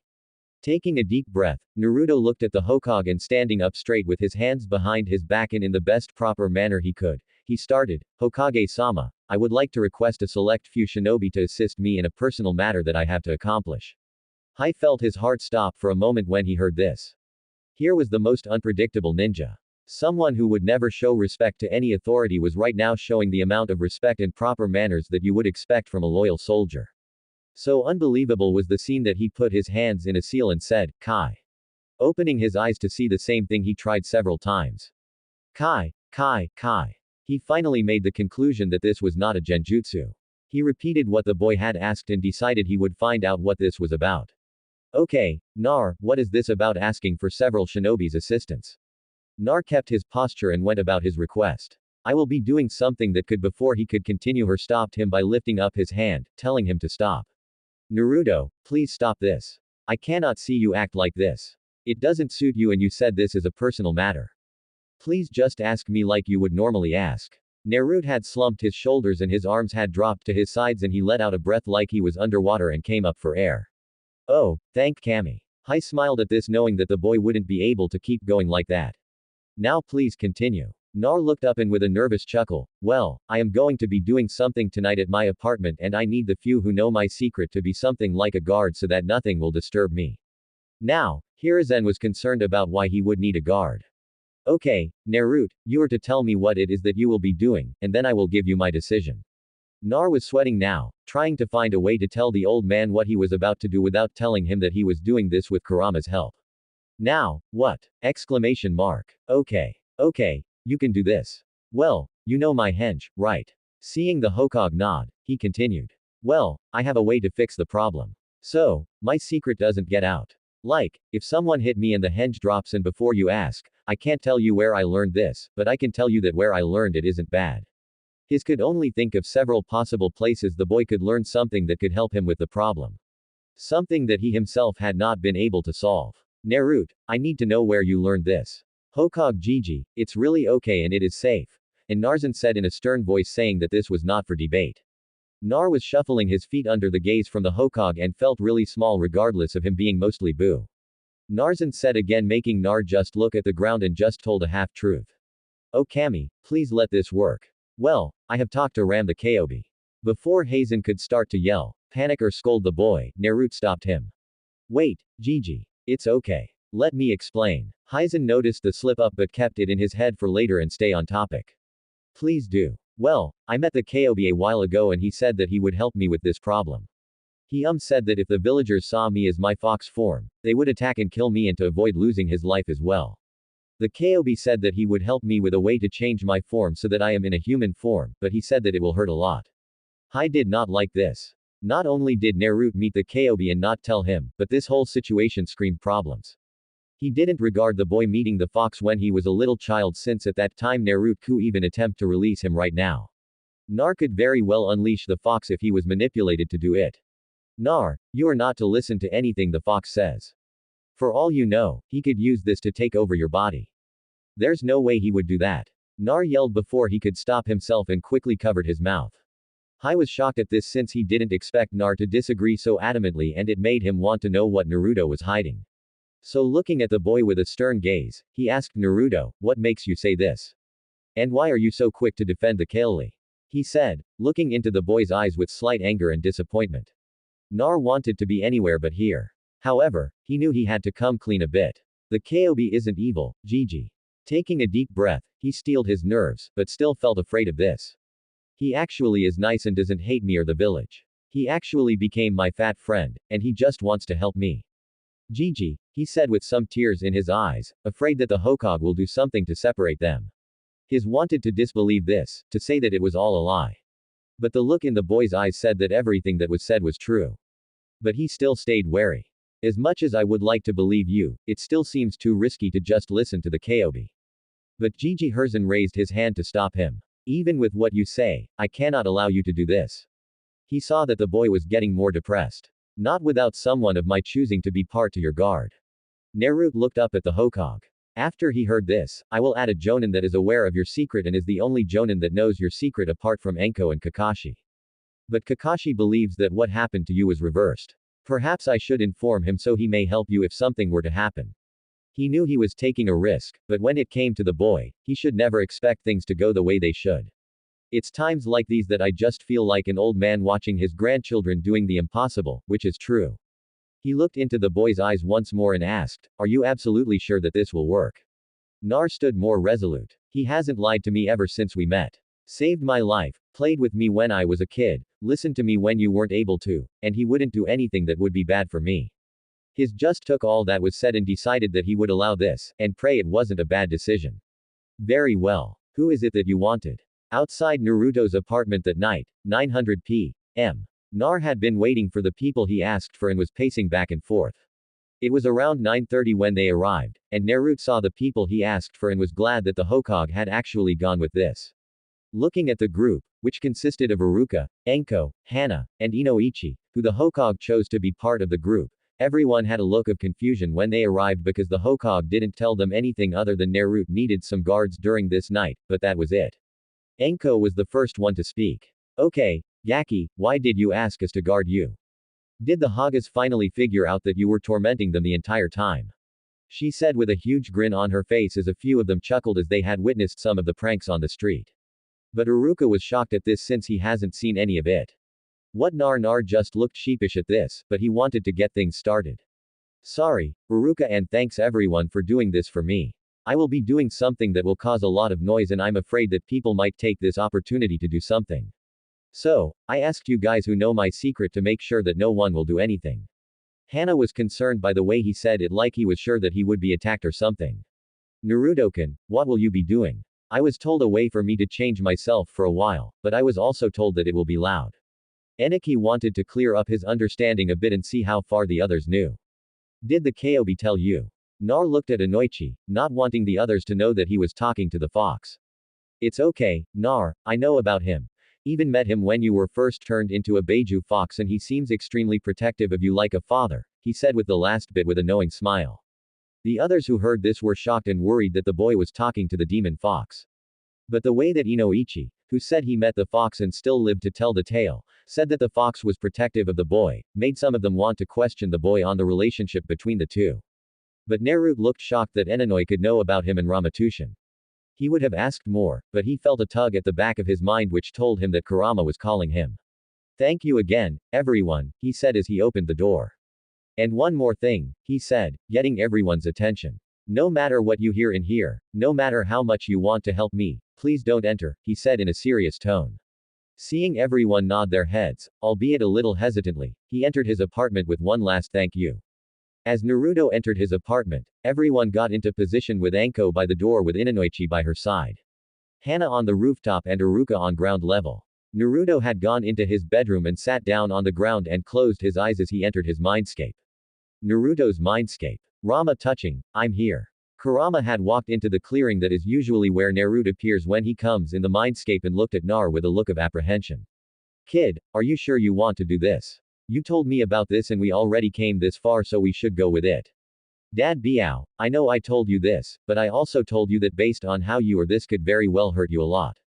Yeah, you told me. But like you said, the henge won't work, and even if I am good at the Kawari me, I won't always be able to use it. So this is the only thing we can do. But if I don't need to, I won't use it. You did say that this will only last like a few days, so I can just use this when I need to. Kurama just gave a defeated sigh, knowing that Nar has made up his mind, and he was cursing himself for bringing up this method. Leaning down, he nuzzled his fox kit for a few seconds, earning a small purr from Nar. Fine kid, but after this, you're to wait a bit before we do it again. Seeing his kid nod, he decided that it was time to start. I hope you can endure this, kid, because we won't be able to stop until it's done. With the agreement, they began as Naruto was engulfed in red energy. A few seconds later, he started to whine in pain. Real world outside Naruto's apartment. Everyone had set themselves for whatever could happen, but not the sounds of an animal in pain they started to hear. Hana was the first to hear it, and he instincts told her that she needed to help out whatever was making the noise. However, she remembered what Naruto said not to enter the apartment whine. Yelp, but this was going to be emotionally hurting for her. Anko heard the noises but kept herself in place, but she didn't like the idea of the Gaki in pain placing a hand on her curse mark, thinking about what sort of pain the kid was going through. Iruka had looked towards the apartment trying to think of any way to help Naruto but knew that there was nothing that he could do. Eniki had flashes of the mob that had killed the boy when he was younger and that because of them he has to go through so much more than the bright smiling happy boy should go through. For 2 hours they stood there with the yelps being heard in the background, but it was at the 2.5 hour mark where it changed. Yel yell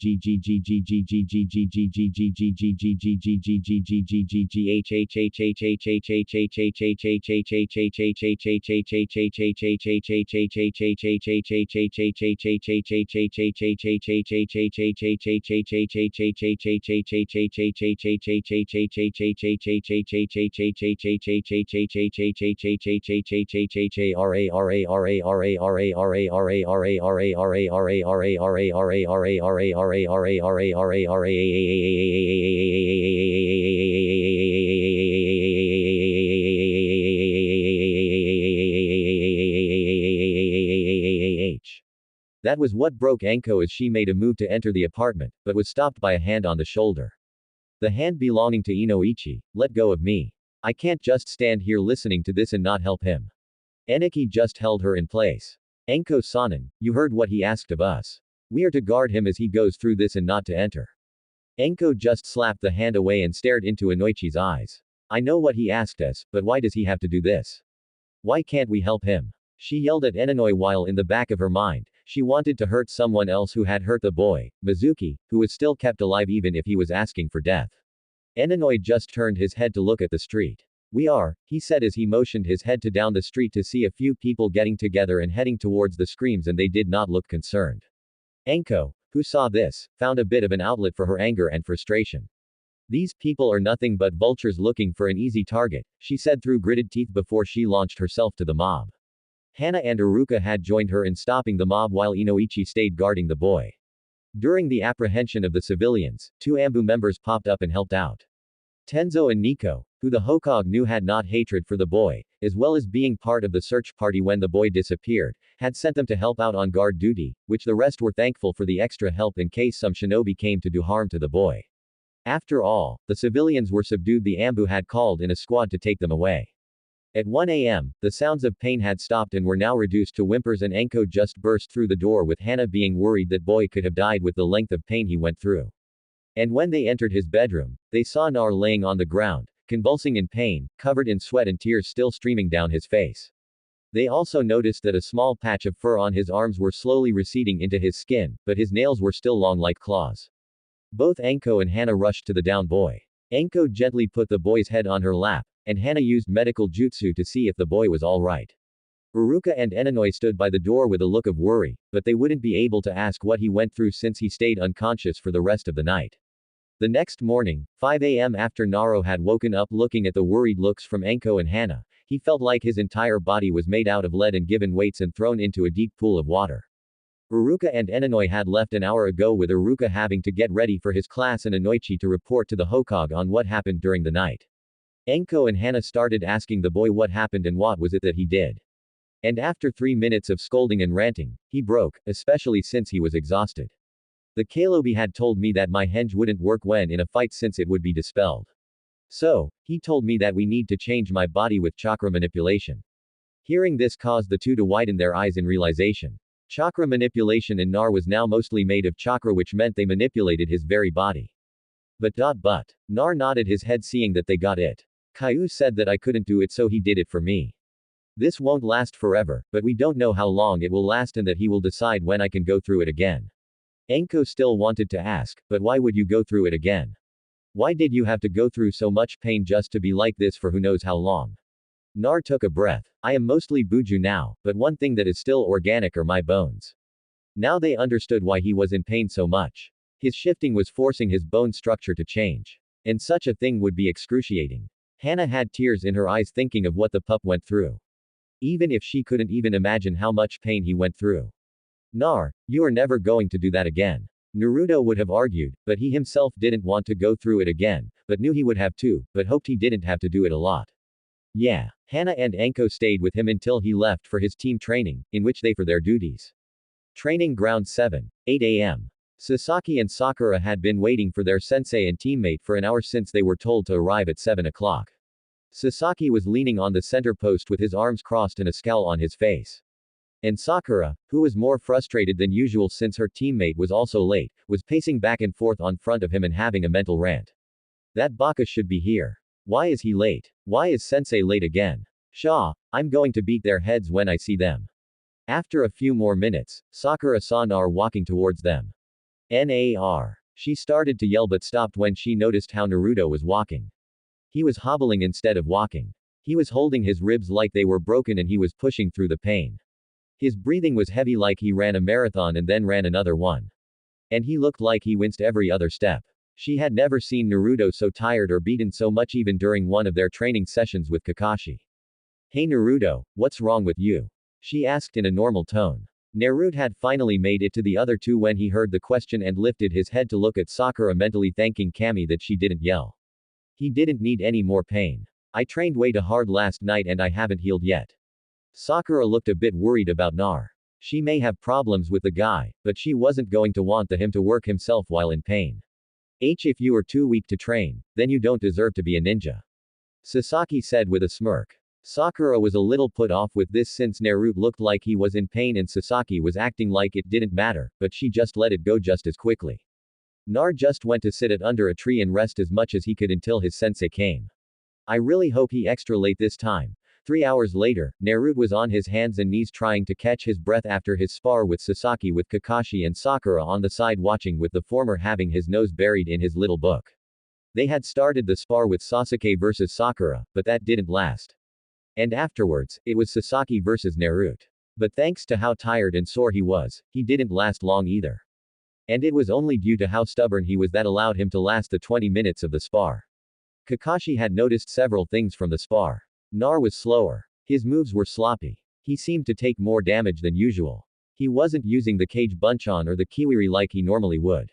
And he wasn't as enthusiastic as he normally was. Kakashi chose to give the boy a break. Hey Naruto-kun, take a break for now. Nar was thankful for this and got up on wobbly legs and went to sit by the posts. After a few minutes, Sakura actually walked up to him as Sasaki and Kakashi had their spar.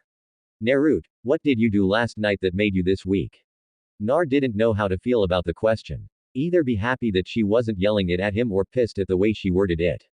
Looking up through half-lidded eyes, he spoke to the girl in a dull tone. Sakura, you really should work on how you speak to other people. I can't tell if you are actually worried or just belittling me. Sakura wanted to punch the guy's head hard, but before she even lifted her head, she thought about previous times she did and ended up hitting someone else. And although she realized that he was too tired to even try, the pause made her realize that the way she asked the question does count as rude. Sorry, Nar. That shocked Naruto since not once had she ever apologized to him and a part of him thought this was some sort of trick to get something from him, but he couldn't feel anything bad from her. Sakura had sat down next to him and just watched the spar, not saying anything else to him. She had been thinking about how Naruto had come to the training grounds and the fact that he was like this because of training so much that he was still in pain from it. It made her think of her own training or lack of it. She only ever trained when they had team training, but apart from that, she didn't do anything else to improve. And yet, the dead last of her class had been improving. And even though she still thought that Sasaki was better, she knew, especially from the bell test, that she was behind Naruto. After 10 minutes, Naruto had to ask, hey, Sakura, why do you like Sasaki so much? Sakura, who heard the question, just went on a bit of a tangent. It's because he is so cool and strong and is like a prince from a fairy tale ready to save his princess. Me, she said with hearts in her eyes as she drifted into a fantasy world.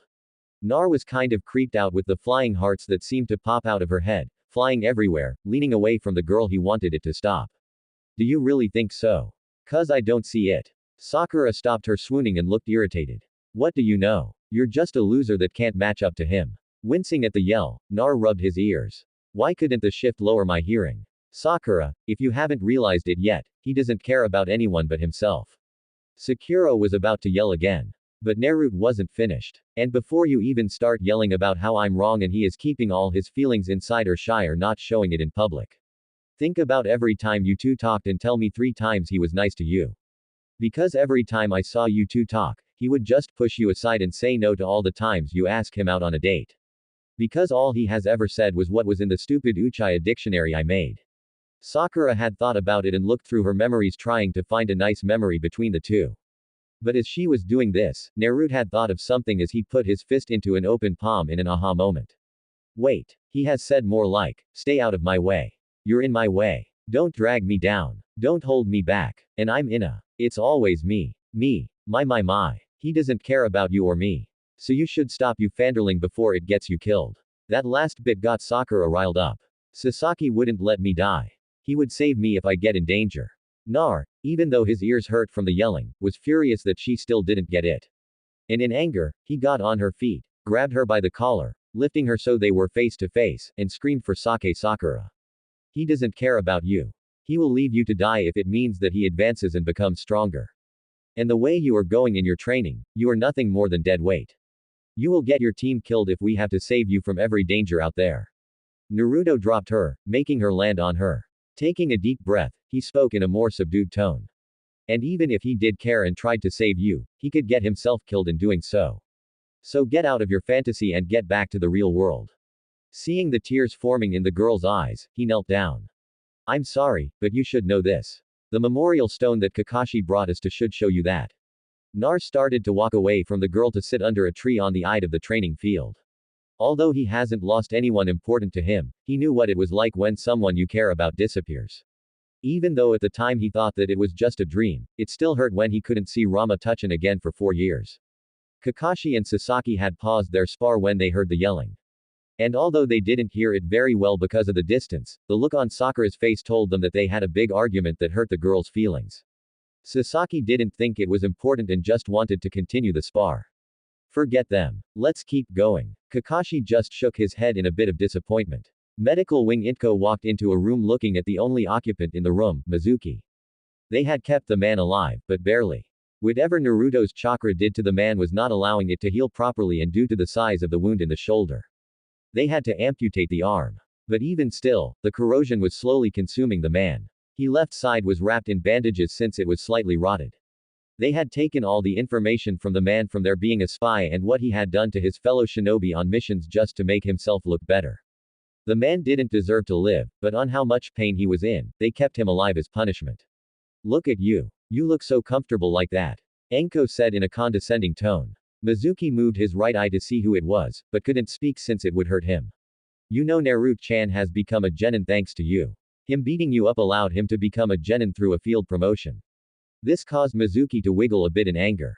That demon brat. It's his fault that I'm like this. If I see him again, I will kill him. Enko could read his thoughts through his reaction to what she said. You think that you will get a chance to attack the Gaki again? Wrong. You won't ever leave this room unless you were in a body bag. But from what I hear, you won't last much longer because of the poison in your system. A week maybe, but that's it.